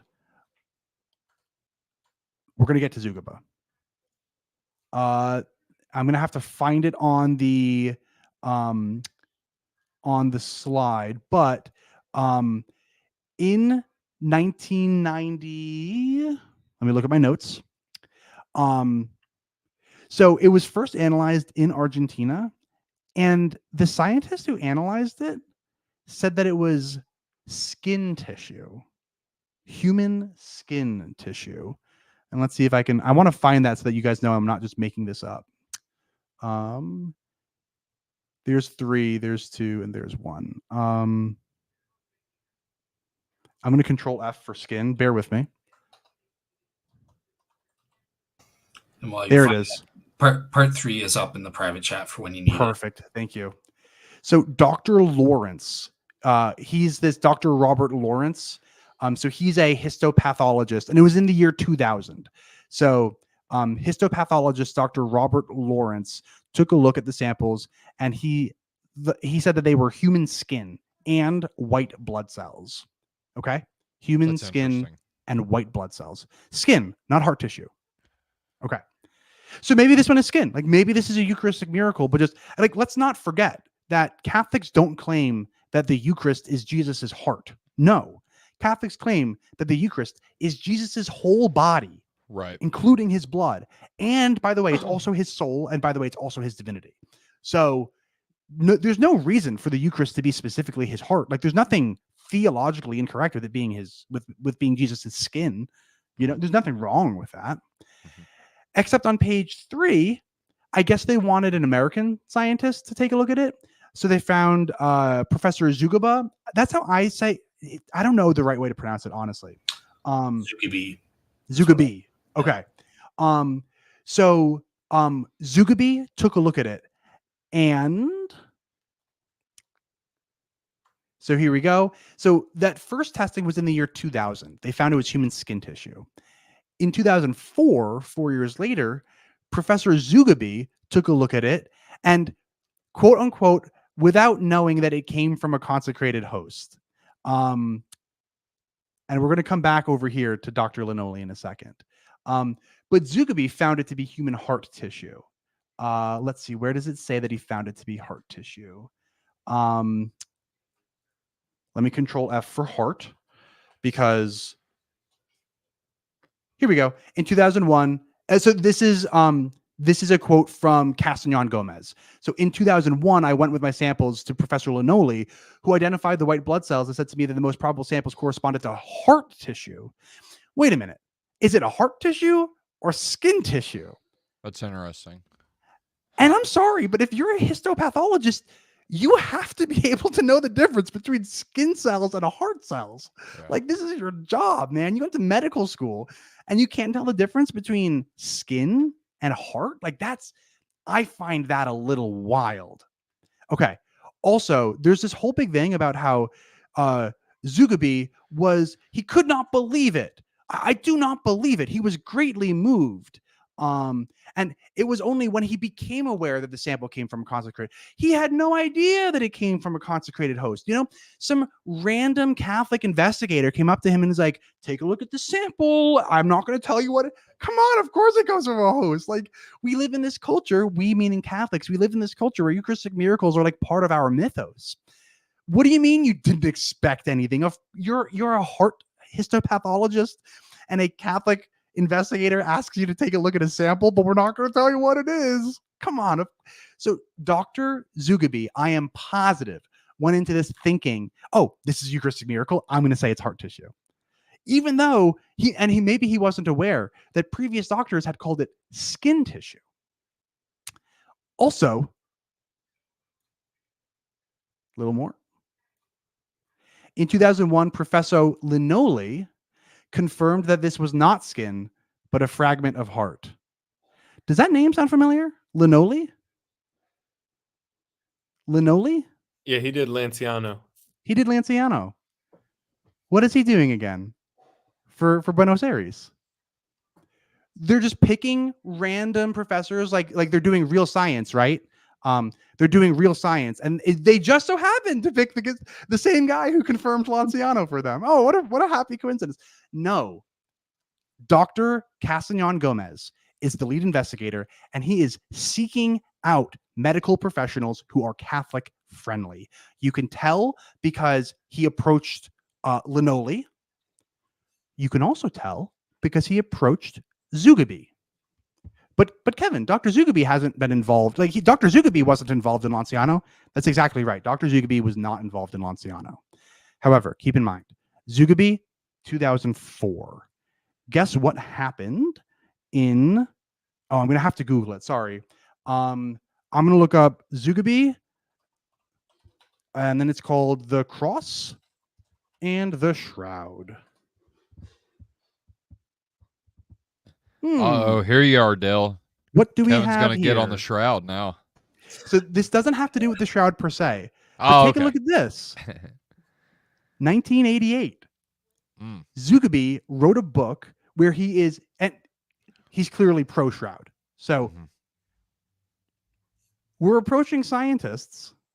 We're just doing good science here, right? We're just doing a good investigation like the good Catholics we are, right? No, you're not. You're approaching scientists who are already friendly to the Catholic Church. I told you we're going to have this theme of not approaching secular scientists and cults of personality. So we approach Zugabe, who already wrote a book about the shroud and the crucifixion and stuff like that. So clearly, he's a committed Catholic. Kevin, can I, apart from the hinting at the Catholic bias thing, I wanted to kind of ask you a follow up about your notion that, hey, Lannoli, he's coming up more than once in these types of experiments. So I just wanted to say, what's the relevance of that? Because that doesn't really prove anything. I mean, look at Walter Macron, that everyone goes to him to falsify the Vinland map and the Shroud of Turin. I guess Walter Macron, that's a little suspect, right? Or with Methchild Fleur-Lemberg, they went to her as a textile expert in 1988 to talk about the Shroud. And then they went to her in 2002 to restore the Shroud. Like, there's nothing suspicious just because an expert's being used. I disagree. Okay. And the reason I disagree is because I manage clinical trials. So can you imagine if there was a big pharma company that had a certain scientist who maybe was friendly to the pharma company, and that one scientist just kept on saying, "Oh yeah, these guys' drugs work. Yeah, they work. Yeah, trust them. It works. Would that be a little fishy? Probably. Do you think that FDA would be okay with that? No. FDA requires pharma companies to have their testing done by labs where they have teams of scientists. It's not just one guy that they're going to. So there's no reason why these guys couldn't have gone to a company like LabCorp, why they couldn't have gone to a company like Q2, to a company like PPD, part of Thermo Fisher Scientific, why they couldn't have gone to Icon Central Lab. There are tons of labs who have teams of PhD histopathologists ready to look at these samples. And then they could get reports that are GDP certified. And they could include those reports in these like little pamphlets if they wanted to. Can I just jump? Yeah, go ahead. I was going to say, to add to what you're saying, because if it's legit, multiple sources can verify that to have more weight to the claim. Bingo. Gotcha. Yeah. Makes sense to me. Yeah. So we have an initial scientist in Argentina who I legitimately know nothing about. Maybe this doctor in Argentina was like secular, maybe, but he said it was skin tissue. I guess Castañón Gomez didn't like those results, so they brought it to Lannoli and Zugabe. Lannoli worked on Lanciano. Zugabe wrote a book on the Shroud. Catholic-friendly scientists. They were like, oh, no, not human skin tissue, definitely heart tissue. That's called testing into compliance. You get a result you don't like, so you just repeat the test until you get a result that you do like. But this is even worse than testing into compliance, because it's not like they were asking the same scientist and we're just, hey, we're going to give you a new sample of the same host. No, they just sent new samples to new scientists. We're like, can you tell us that this is heart tissue? Yep, this is heart tissue. Great, thank you. We got what we wanted. And so I find that to be the mark of, I'm struggling to find like a charitable word. But so I work in pharma, right? Like this, I manage clinical trials. This stuff is like what I do. And FDA would have a field day with a report like this. Oh my gosh, this would not fly. Okay. So me saying this field day, this would not, that's clearly inflammatory language. That clearly I'm giving you my opinion at that point. Sure. But the data that I am presenting is that we have Catholic-friendly scientists who are kind of testing into compliance here. And I didn't touch on the whole. Okay, take a look at this. Does that look like mold? I think that looks like mold. There is a red mold that looks like blood. If I just Google blood mold, let's see. Oh no, that's like actual people getting mold in their blood. That sounds really bad. If I Google mold that looks like blood, I forget the scientific name. Let's see. So there's something called Hydenlum peckii. It's a fungus that appears like it looks like blood. So here are some images of this fungus. Wow. Yeah, it's pretty weird looking. And I don't know. I mean, I see the white wispy stuff growing above it. Like that looks like mold to me. This is me getting a little bit this is a little bit out there. But I don't know. And you have scientists calling it heart tissue and skin tissue. So there's no evidence that it's mold other than me just looking at these pictures and being like, I don't know, guys. Right.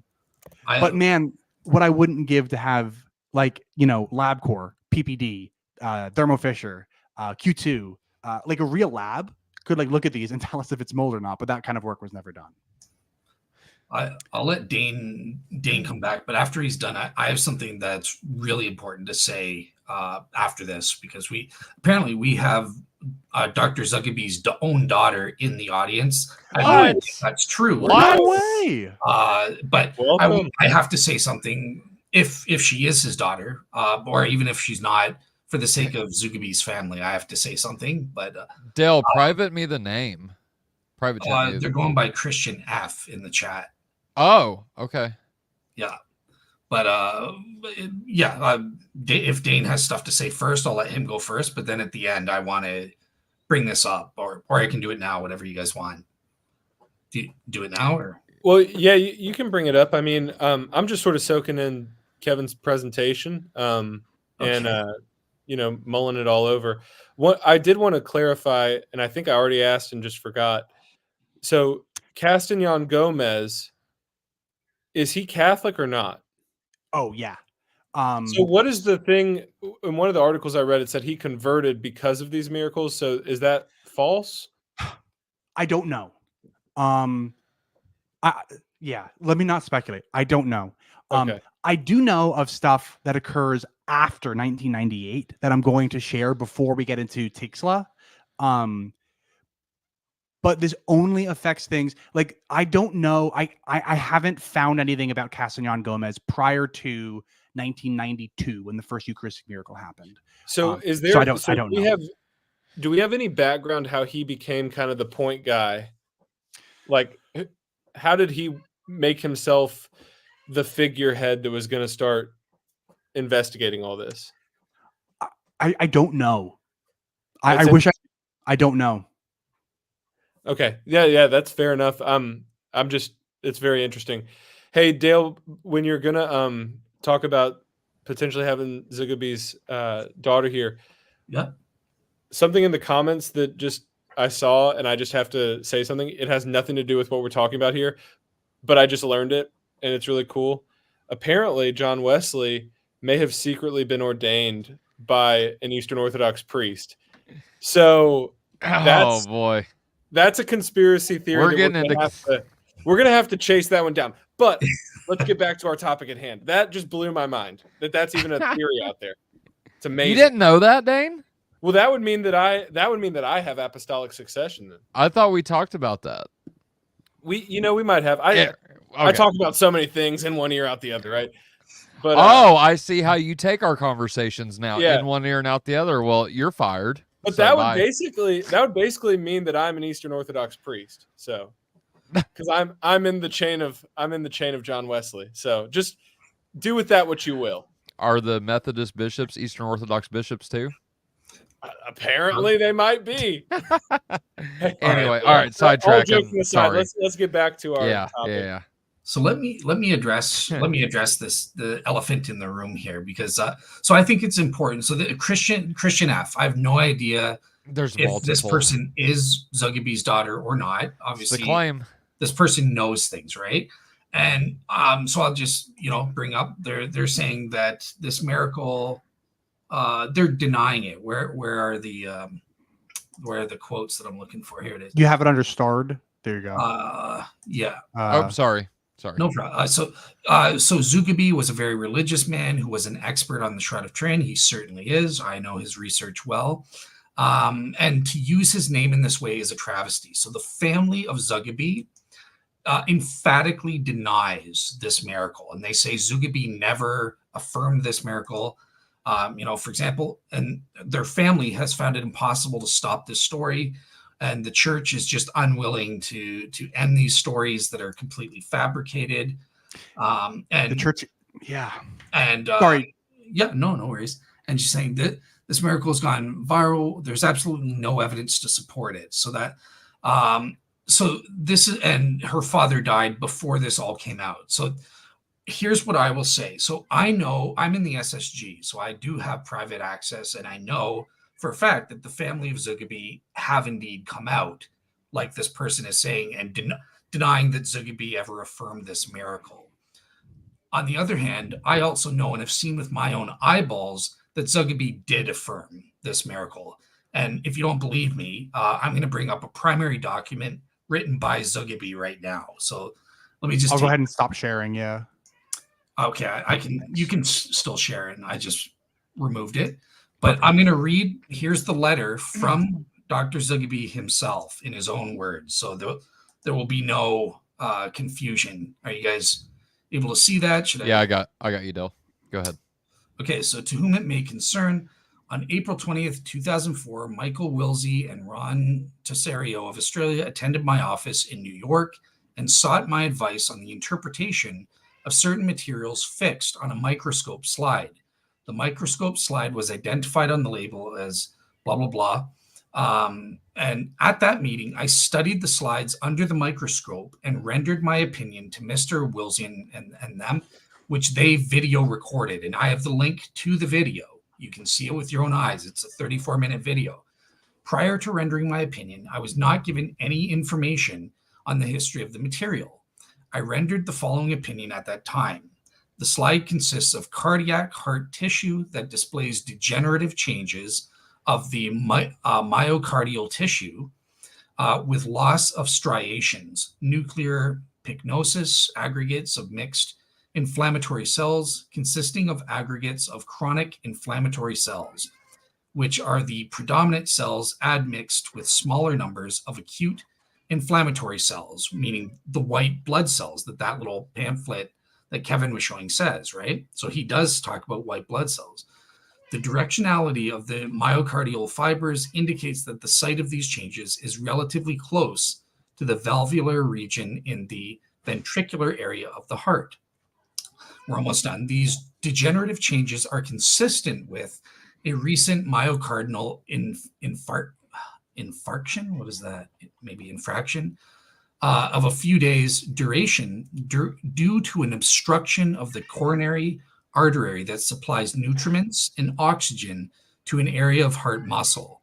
The above type changes suggest that the individual had a heart attack a few days prior to death due to obstruction of a coronary artery due to whatever that word is, arteriosclerosis, I don't know, or due to a coronary thrombosis, clot formation within the coronary artery.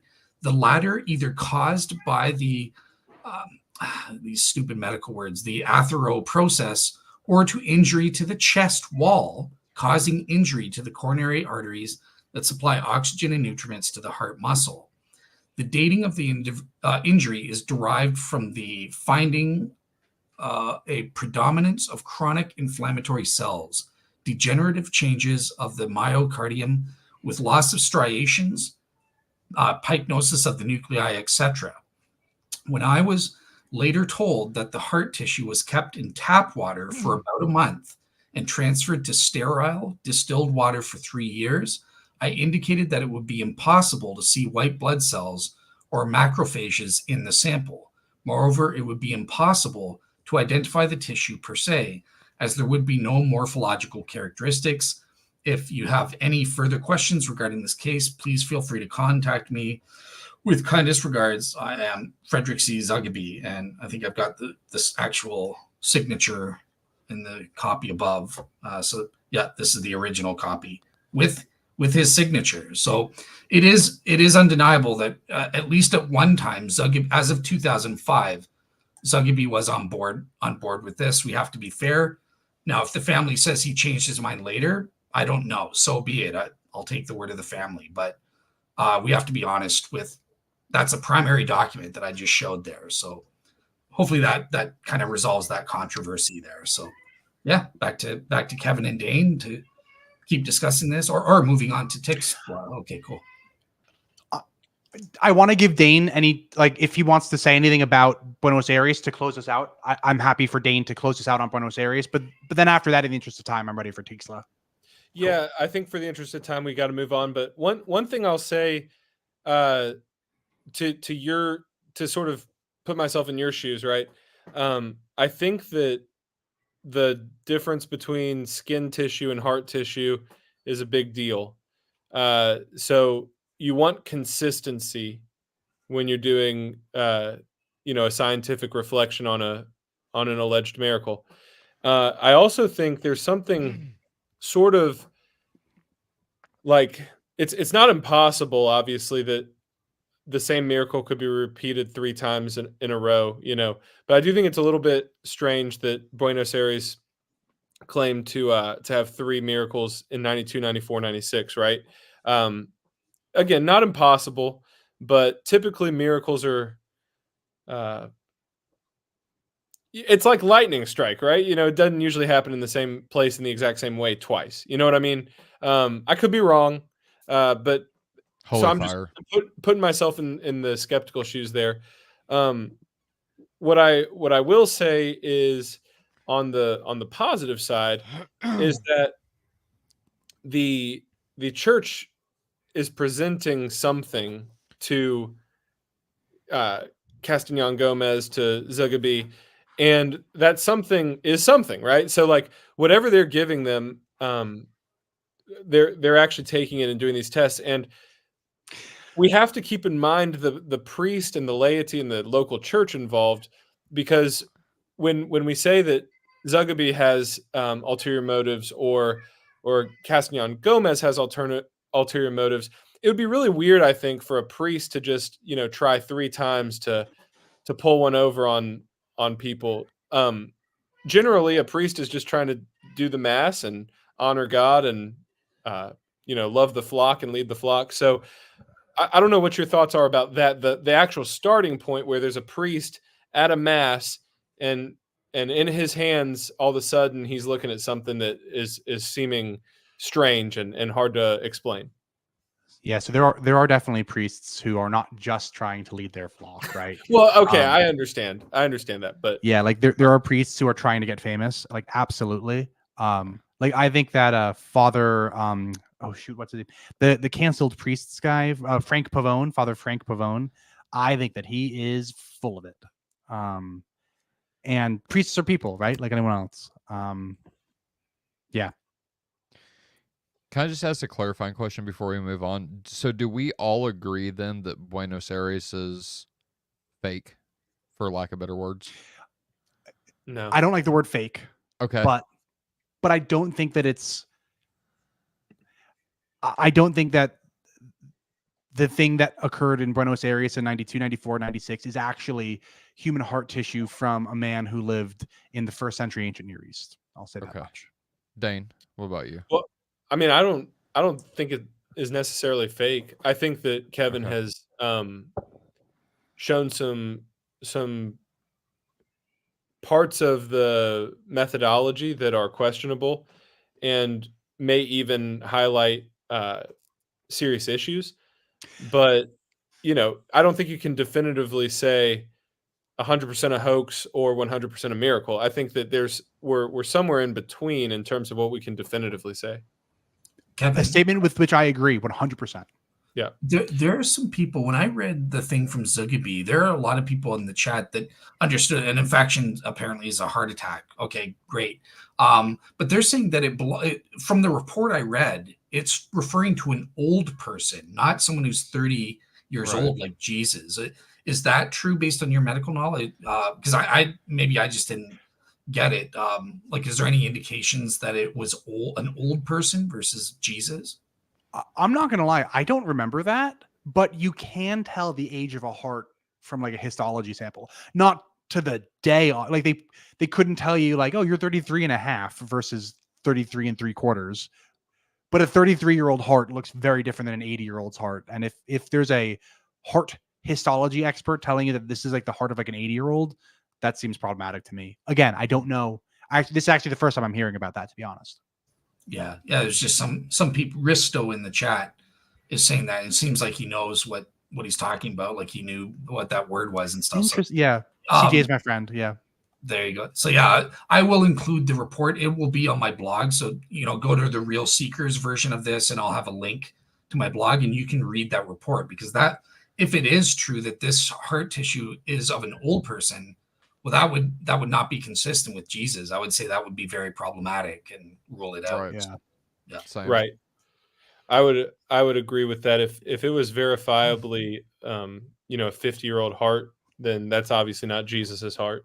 So let me just say this real quick, just for our audience sake and then for my sake as well. So if we're not willing to say that this is fake 100% or that it's real 100%, can we at least all agree, and correct me if I'm wrong, that there still needs to be more testing done in this specific case? Would that be something we could all agree on?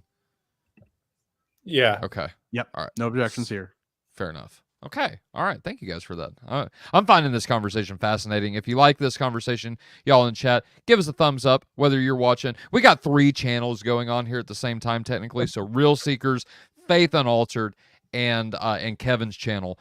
And so, Kevin, what is the name of your channel so our audience can go subscribe to your channel? Plain old Kevin Nontradicath, just my name. Although that's not my real last name is O'Connor for the record, but Okay. I just don't want to make my family embarrassed of me, so I use a fake last name on YouTube. There you. Why not Kevin New Order Cath? No, I'm just kidding. Go ahead. Because that's heresy. No, I'm just No, Second Vatican Council. What's coming to my mind, guys, is that's 1, 2, 3 channels. Let's go. that's a play on my opening. 1, 2, 3 crowns. Beautiful. No one got it, Dane. You're goofy. You should have gotten it. You've been on I got 3 it. crowns. Yeah. I got it. All right. Let's guys move wanna to do Tixla. Tixla? Cool. Yeah, Okay. let's do it. All right. So we're moving chronologically in order here, which is very pleasing to me. We started in the 70s with Lanciano. We moved to the 90s for Buenos Aires. Now we are in the aughts. So I know that, like, oddly up here, it starts with 2013 when the Archbishop of the Diocese of Tixla approves it. But then if you scroll down, it says October 21st, 2006. That's when the Eucharistic Miracle occurred. So, okay. In 2006, in a town in Mexico called Tixla, there was another Eucharistic miracle right here. Okay. So first things first, who are the dramatis personae in this one? Well, we already alluded to this, but it's Dr. Castañón Gomez is back. He's the one leading the investigation. Right away, that seems a little weird to me, right? Why do we have the same guy leading the investigation who did the investigation in Buenos Aires? Can I jump in real quick, Kevin? Mhm. Just to clarify something. Is Gomez like appointed from the Vatican or something to go and investigate these? That's why he keeps popping up? Or what's going on here? He's definitely not appointed by the Vatican. And the Okay. reason I say that is because the Vatican actually hasn't approved Tixla, Mexico. Really? Okay. All Yep. right. Yeah, I did hear that they hadn't approved that one. Okay. Yeah. I'm with you. Like, I find it interesting, to say the least, that the same names keep popping up. So I didn't know if this was somebody that was sent out. Like, like a chief exorcist would be sent out to do, Yeah. multiple exorcisms. The church is so funny because it Okay. gives off this air of like everything that we do is super bureaucratic and nothing is like unauthorized and stuff. And Right. then you actually become Catholic and you realize that it's all a sham. And like you have all of these priests just like doing their own thing without permission from the bishop. You have these lay people calling themselves Catholic, like putting Catholic in the name and like doing investigations and like putting their stuff in like journal articles. And the church has like no idea that they're doing this. Like Wow. Interesting. it's much closer to the Wild West than it is to this like highly manicured bureaucratic organization that everyone thinks it is. And you don't realize this until you kind of, well, I was born into it, I guess. Anyway, so we have this event that occurs in Tixla, and it's being led, this investigation, by Castellan Gomez, who may have just kind of decided like, hey, I'm going to investigate this one himself, right? That's what he may have done. So this is the one where, and I have frankly no idea how they came to this conclusion, but this is supposed to be a graphic that's showing that like it's impossible that the like blood could have been placed on top of the host. So take a look at this. This is the miracle. This one looks a little bit different than the previous ones. It almost looked like somebody took like a red food coloring and kind of like dropped it on top rather than it turning into like a piece of flesh, right? It kind of like the host is bleeding rather than the host turned into flesh. That's kind of what it looks like. Well, according to some unpublished work, this work is not found anywhere, but trust me, bro, it would have been impossible for that to have been dropped from on top. It had to have come out from the inside. And I'm being a little sarcastic when I say source, trust me, bro. Yeah. But like this is like this like PDF is like the extent of the scientific work that has made it to the public. I talked about a theme that we're going to be looking at of the science not being very scientific. In a lot of these cases, it's like Dr. Castellan Gomez approaching other scientists, asking them their opinions, and then publishing it in a like pamphlet like this, and then calling it a day. But then being like, yeah, my scientist friend, like he absolutely totally told me that this is the case. And it's like, well, where's the journal articles? Where's the peer review? It doesn't exist. Look at this with the name dropping. Professor Carlos Parriata of Francisco Marroquin University in Guatemala. Like that's great. But why are we naming professors? Like we should be naming the laboratories. Like the professor does not matter. The lab does. Was it LabCorp? Was it PPD? Was it Q2? Was it Icon? You know, like tell me what lab it is. Was it the university? He doesn't say that this was the University of Francisco Marroquin. He just says it's the professor, which to me is a huge red flag. I think I used the term cult of personality in my intro.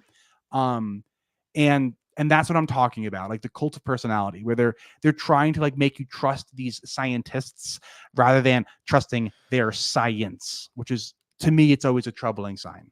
Real quick, Kevin, is that what you're talking? So underneath the shroud image there, it says the Gene X Genetics Laboratory in Bolivia performed another study and confirmed that it was human blood of the type AB, just like the one found. Is that what you're talking about? Like, why isn't that over here under this where Professor Carlos is? I'm much happier with something like that. Like, so Okay. when you're listing a lab like that, I am much happier than this professor said this and that professor said this. Right. Yeah. So just to make sure I'm tracking, under the shroud and the laboratory that's mentioned, does that have to do with the Tixla blood sample, or does that have to do with the shroud? Okay, so that is about the Tixla blood sample. I believe it is. Like the wording is super poor here. Like it never mentions like what blood they're testing, but I have to assume that they're talking about because this whole thing is about Tixla. Like it says Tixla up the top. Yeah. Is the lab there reputable? I have no idea, but the fact that they're listing the lab to me is good enough. Like I'm okay with that. Okay. Yeah, okay, so that would be a little bit better than we had before, maybe. Yes. Now, what I will say is that I hold absolutely zero confidence in the blood on the shroud being AB. And the reason I do that is because I manage blood samples for a living. Blood chemistry has an ambient stability of, drumroll, 7 days. 7 days. And then if you do your blood chemistry after like on the 8th day, FDA will tell you, sorry, those results are inadmissible. Scientifically, they're not worth anything. So if it was 7 weeks or 7 months or 7 years or 7 centuries, and then you're doing your blood analysis, sorry, my confidence in the blood type that you come up with is really, really low. So Now, for that, one thing that's going to be very different between us, though, would be if this truly is Jesus's blood, then it's fresh and living, by definition, because Christ is life. So there would be a faith component there as well. well, the blood on the shroud, nobody's pretending like we found whole red blood cells on the shroud.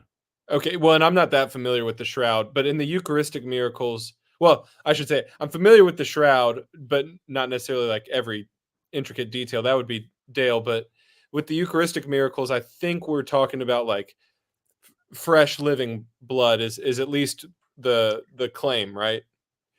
Yeah, I mean, some of the claims are like that. Yeah. Okay. I don't recall. I could search this document to see if they try to make a claim about the fresh living blood. I also don't know the length of time. It's often several months will go by. Oh, look at this. 2010. That's 4 years. 4 years. Yeah. But like different testing is done at different times. The results arrived after only 2 years. Oh, wow. Only 2 years. But nothing that I've said it's a little concerning a few times. Mm-hmm. The most concerning thing to me is actually down here. And Dane, this is something that you mentioned in your opening. So when there is presence of human DNA, one thinks that also the genetic profile can be automatically obtained. The language here is so weird, by the way. Like, this is clearly not peer-reviewed, the language. But anyway, interestingly, in all the studies performed on the images that sweated blood or in the consecrated hosts that have bled, the presence of DNA was found. But when the work of sequencing to extract the genetic profile was done, they were never able to obtain it. Right. I did read about that. And why? Well, the theologians say since Jesus didn't have a father, his father is the Holy Spirit, it's not possible to obtain his genetic profile. Okay. Oh, well, hey, just that's theologically strange too. His father is the Holy Spirit. I'm assuming that's like a translation error or something. Okay, his father's clearly not the Holy Spirit. We would say the father is the father. Yeah, right.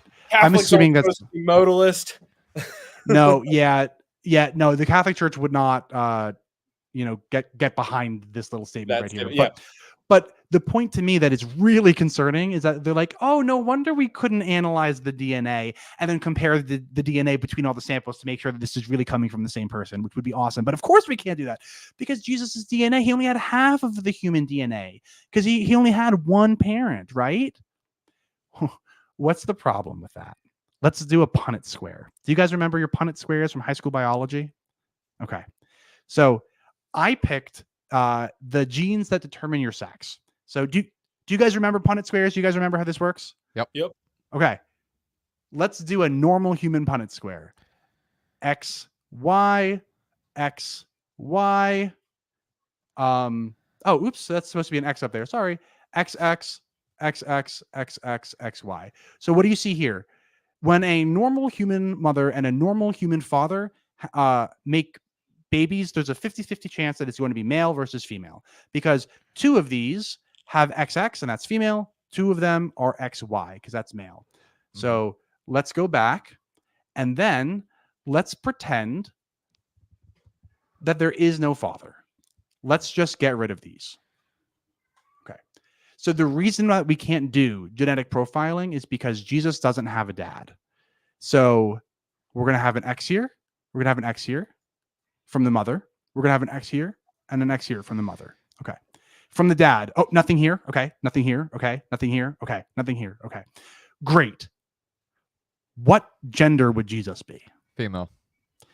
And would he have a genetic condition called Turner syndrome? Very yes, much he so. would.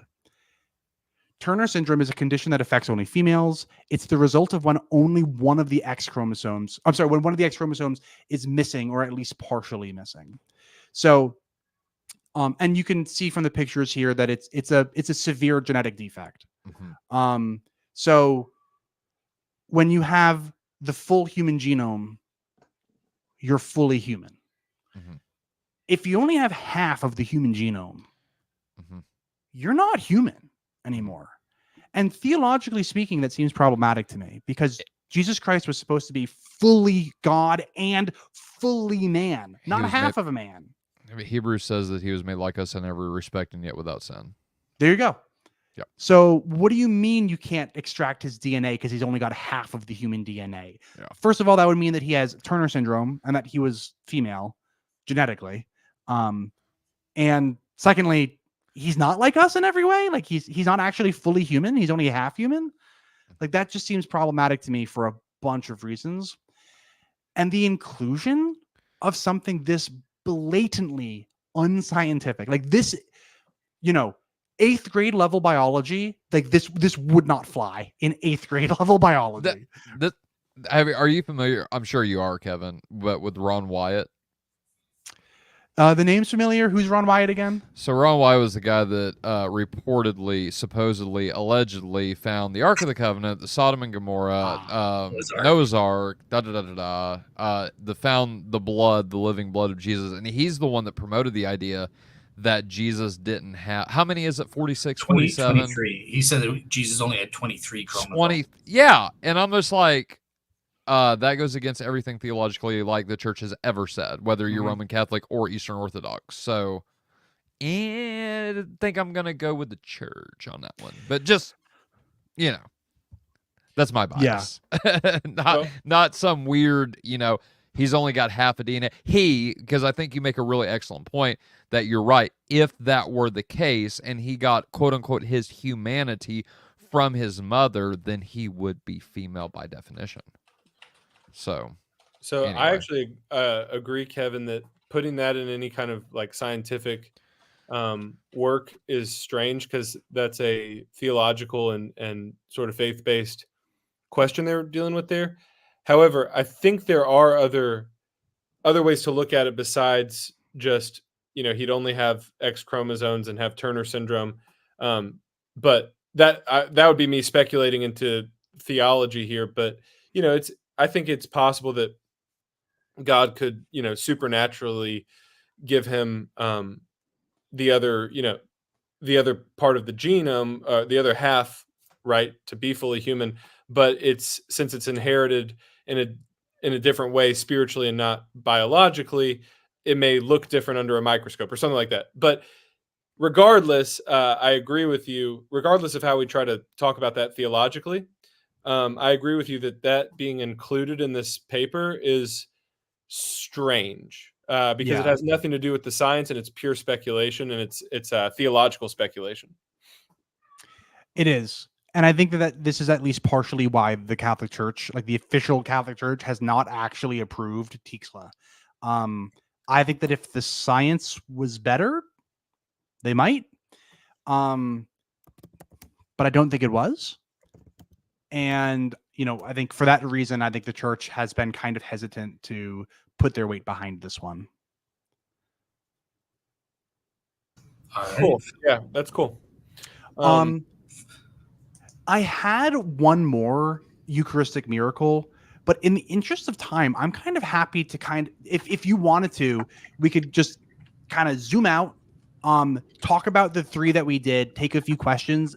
And then if you wanted to try to wrap up after that, that might not be a crazy idea. If we did another one, I feel like that's like another hour-long tangent that we could go on. Yeah. I think it's good timing to sort of wrap up. Well, just before we do, I just want to show one thing about this blood type AB because it was linked to the shroud. A great paper by an expert in this area, blood expert, who I'm going to be having on my channel in early July, is Dr. Kelly Kears. And he's written an excellent paper that I'll include the link in my blog and on the chat. But it's called The Shroud of Turin, The Relics of Jesus and Eucharistic Miracles, The Significance of Type AB Blood. And he's a shroud agnostic. And he really, in my opinion, he succeeds. He's convinced me that you can't use this argument that the blood type on the shroud or the sudarium or on this front is in fact type AB. So I would say it's an unproven. It hasn't been falsified necessarily. I would maybe disagree with Kevin there, but it hasn't been proven in any way. And I in some ways, I think it's unprovable. We can never prove what type of blood it is, because of how old. There's a question that all ancient or degraded blood or blood exudates will come back with type AB anyways, so it's irrelevant. And I'm right there with you, Dale. I don't mean to imply that it cannot be AB. I just mean that the blood, whatever blood would be on the shroud, would be way too old for us to actually determine blood type. Yeah, exactly. Unless I cut myself, bled onto the shroud, and then somebody tested that. That would work. But awesome. Nothing. Awesome. Great. Cool. Yeah. With that said, I think we're in agreement there, and yeah, it was a great show. I think we can kind of wrap up. I'll let each of the guests give a closing word and that sort of thing. But before I do that, Kevin, I would love to. No, I'm not going to take advantage of you. This is the second time I've invited you, but maybe in September or October or something, if you would want to come back, I would want to do a show on the Marian apparitions and how those might compare to the resurrection appearances and stuff. I would love to. If I'm late, you'd love to. Awesome. So yeah, I'll be in time. I'll give you. Go ahead. And if Dane is interested in like kind of chatting Marian apparitions with me, I'd be super happy to do that. Yeah, I would really enjoy that, and I'd really like to talk about the Lady of Guadalupe, Our Lady of Guadalupe. I think that the story behind that is just so fascinating and so rich, and it would be fun to talk about that. I have a lot to say about Guadalupe. Yeah, I'm sure you do. A lot to say. Yeah, I'm sure you do. Guadalupe, and then of course, Fatima? what's the one? What's the one? Fatima. Yeah, where the son did crazy stuff. Yeah, I also have a lot to say about Fatima. No, yeah. I like to talk. If you can't tell. No, it's very fun. So here's what I'll say. I think that with the Eucharistic miracles, it's essentially going to, at this point, be a faith-based claim. Like, do you believe when the church approves it that it's legitimate? Because I don't think that you can. I don't think you can get there through the so-called science that's been presented, right? But so I actually think that the better argument, after talking with you tonight, I think the better argument for the Eucharistic miracles for a Roman Catholic apologist is the church has declared that this is true, and I believe the church. I actually think that's a stronger argument at the end of the day than, hey, we've got Castellan Gomez and Zigabee. I do. I think that it actually carries more weight to just say, look, my church teaches that this is true, and I believe what my church is saying. Now, for some people, the skeptic, obviously, that's going to be like, well, that's no evidence at all. The church can say anything. But for the believer, that carries weight. But I will admit that it's questionable that since there's no peer-reviewed paperwork, I think some of the way that things are worded was really strange. The inconsistency around skin cell heart tissue, that's strange. But at the end of the day, I'm not ready to just throw the miracles out with the bad science. I'm still willing to give them a very. I'm still willing to meditate on it and listen to what the church has to say about it. Listen to what Catholic apologists have to say about it, I like to believe, I like to believe that faithful Christians are being honest and not being, deceptive. So I have a very, I try to have a childlike spirit when it comes to these things. So for better or for worse, but it very much interesting, what you've presented, a lot for me to think about. And, it's kind of like the proverb, someone seems right until cross-examined, right? I forget the exact wording of the proverb, but I really appreciate you taking time to do this, and it'll be fun to. Jamie says sometimes people are dumb on accident. I might be one of those people, but I know I'm one of those people. Yeah, and it's not even necessarily dumb. It's we are all biased, and we'll give more credence or weight to specific voices because we've decided that we want to do that. So Anyway, it's not always that we're dumb. It's more that we're biased, I think, in a lot of ways. Some of us are just also dumb. That's also true. Yours truly. But yeah, I'll let you have some final thoughts here too, Kevin. But thank you so much for being here. This was really fun. And after Kevin gives his thing, we have 2 audience questions, one for each of you. Yeah. Perfect. I'm gonna keep mine short and sweet. Dane, if your kind of closing remarks were something like, Kevin, thank you for presenting all this new information. You didn't change my mind in the slightest. In fact, everything that I believed before this conversation, I just believe it even more now. But you taught me, like you now I believe another thing that is also true in addition because of this evidence. I would consider that a win, truthfully. Because all that I want to do is put all the evidence out there, and then we could all know that the evidence is what the evidence is and draw our own conclusions. And I kind of don't care what those conclusions are, as like it's about the journey and not the destination in that sense. Yeah. And I also just want to thank you for sharpening my iron, right? Speaking of Proverbs, iron sharpens iron.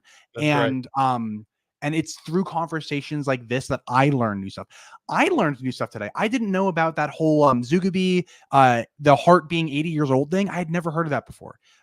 So I learned another true thing today. So I benefited from this conversation. And I think that's the most important part. It's never about I don't even care about, like, it's not about debate. It's not, for me, it's not even about changing anybody's mind. It's about presenting evidence to each other, learning new things from each other, and then drawing our own conclusions. But I kind of don't care what the conclusions are. That's really all that I have to say about that. I would be thrilled to do another conversation. We could do, the only one that we left out tonight was Sokolka. If you wanted to do Sokolka at some point, I'm happy to do that. If you want to just kind of skip the whole Eucharistic Miracles thing and just go into like Guadalupe and Fatima, we could do a whole show on just those two.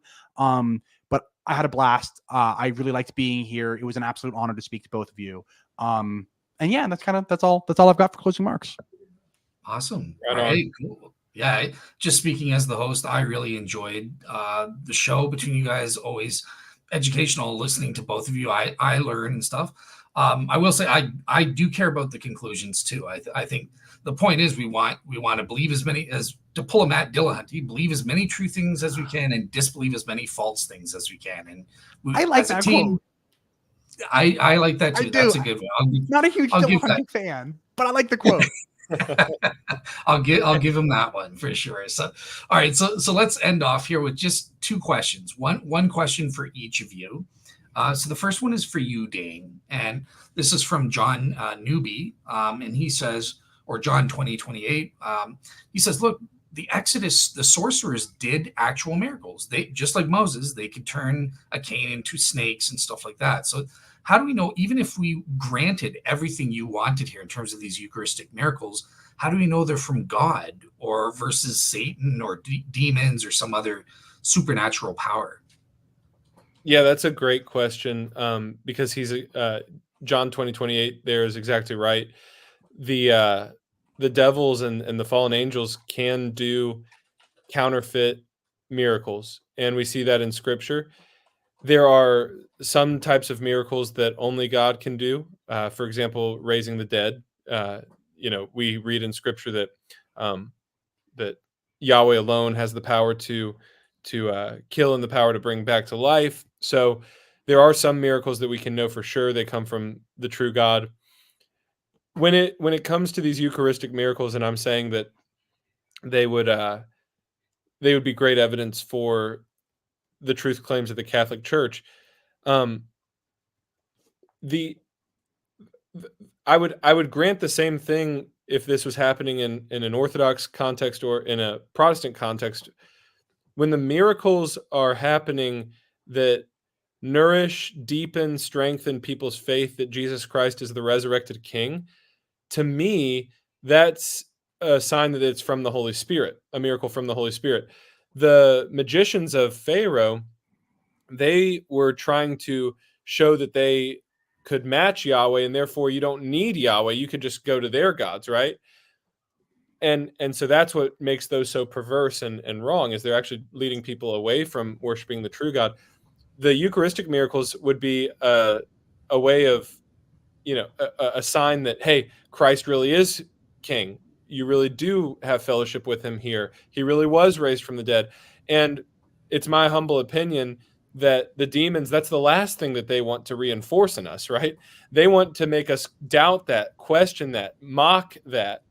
But if Christ really is who he claimed to be, and if Christians are right that he truly was raised from the dead, which I believe, then a Eucharistic miracle would support that idea. It would reinforce that idea. So that's kind of where I would come from in answering that question. Any miracle that reinforces the idea that Christ is king, that he's alive and well, that he's ruling and reigning, that he's omnipresent, whatever, any miracle that would support that, those claims, would be coming from the side of light, not from the side of darkness. That's just how I would answer that.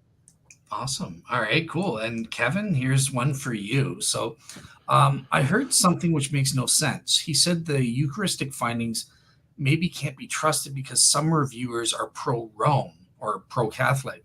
Where does he get the presupposition that people are pro? Okay, so I guess you can answer that. Where does that come from? But like, even though people are pro-Catholic, I mean, you could just say the same. Like, people have a bias no matter what, if they're pro-atheist or pro-whatever. So, yeah, how do you respond to that biased issue? Like, does that necessarily disprove what they're saying, or? So it's possible that I've like misunderstood the question. But perhaps he's saying, like, Kevin, are you saying that like no Catholic can be unbiased? And certainly not. I think that in like a double-blind placebo-controlled study, a Catholic would not be biased. They probably couldn't be biased because they wouldn't know if they're looking at real human heart tissue or if they're looking at Eucharistic human heart tissue. But theoretically, like in this kind of double-blind study, you could have Catholics scientists and Muslim scientists and Jewish scientists, and there would be no difference at all because it's placebo-controlled and double-blind. So there's no like inherent bias within Catholics. That's not what I'm critiquing when I was talking earlier. What I was critiquing was the lead investigators seeking out of Catholic-friendly scientists. And by Catholic-friendly, I mean people who had either worked on previous Eucharistic miracles, such as Dr. Lannoli, or people who had published books, such as Professor Castellan Gomez himself. Oh, that's something I didn't mention.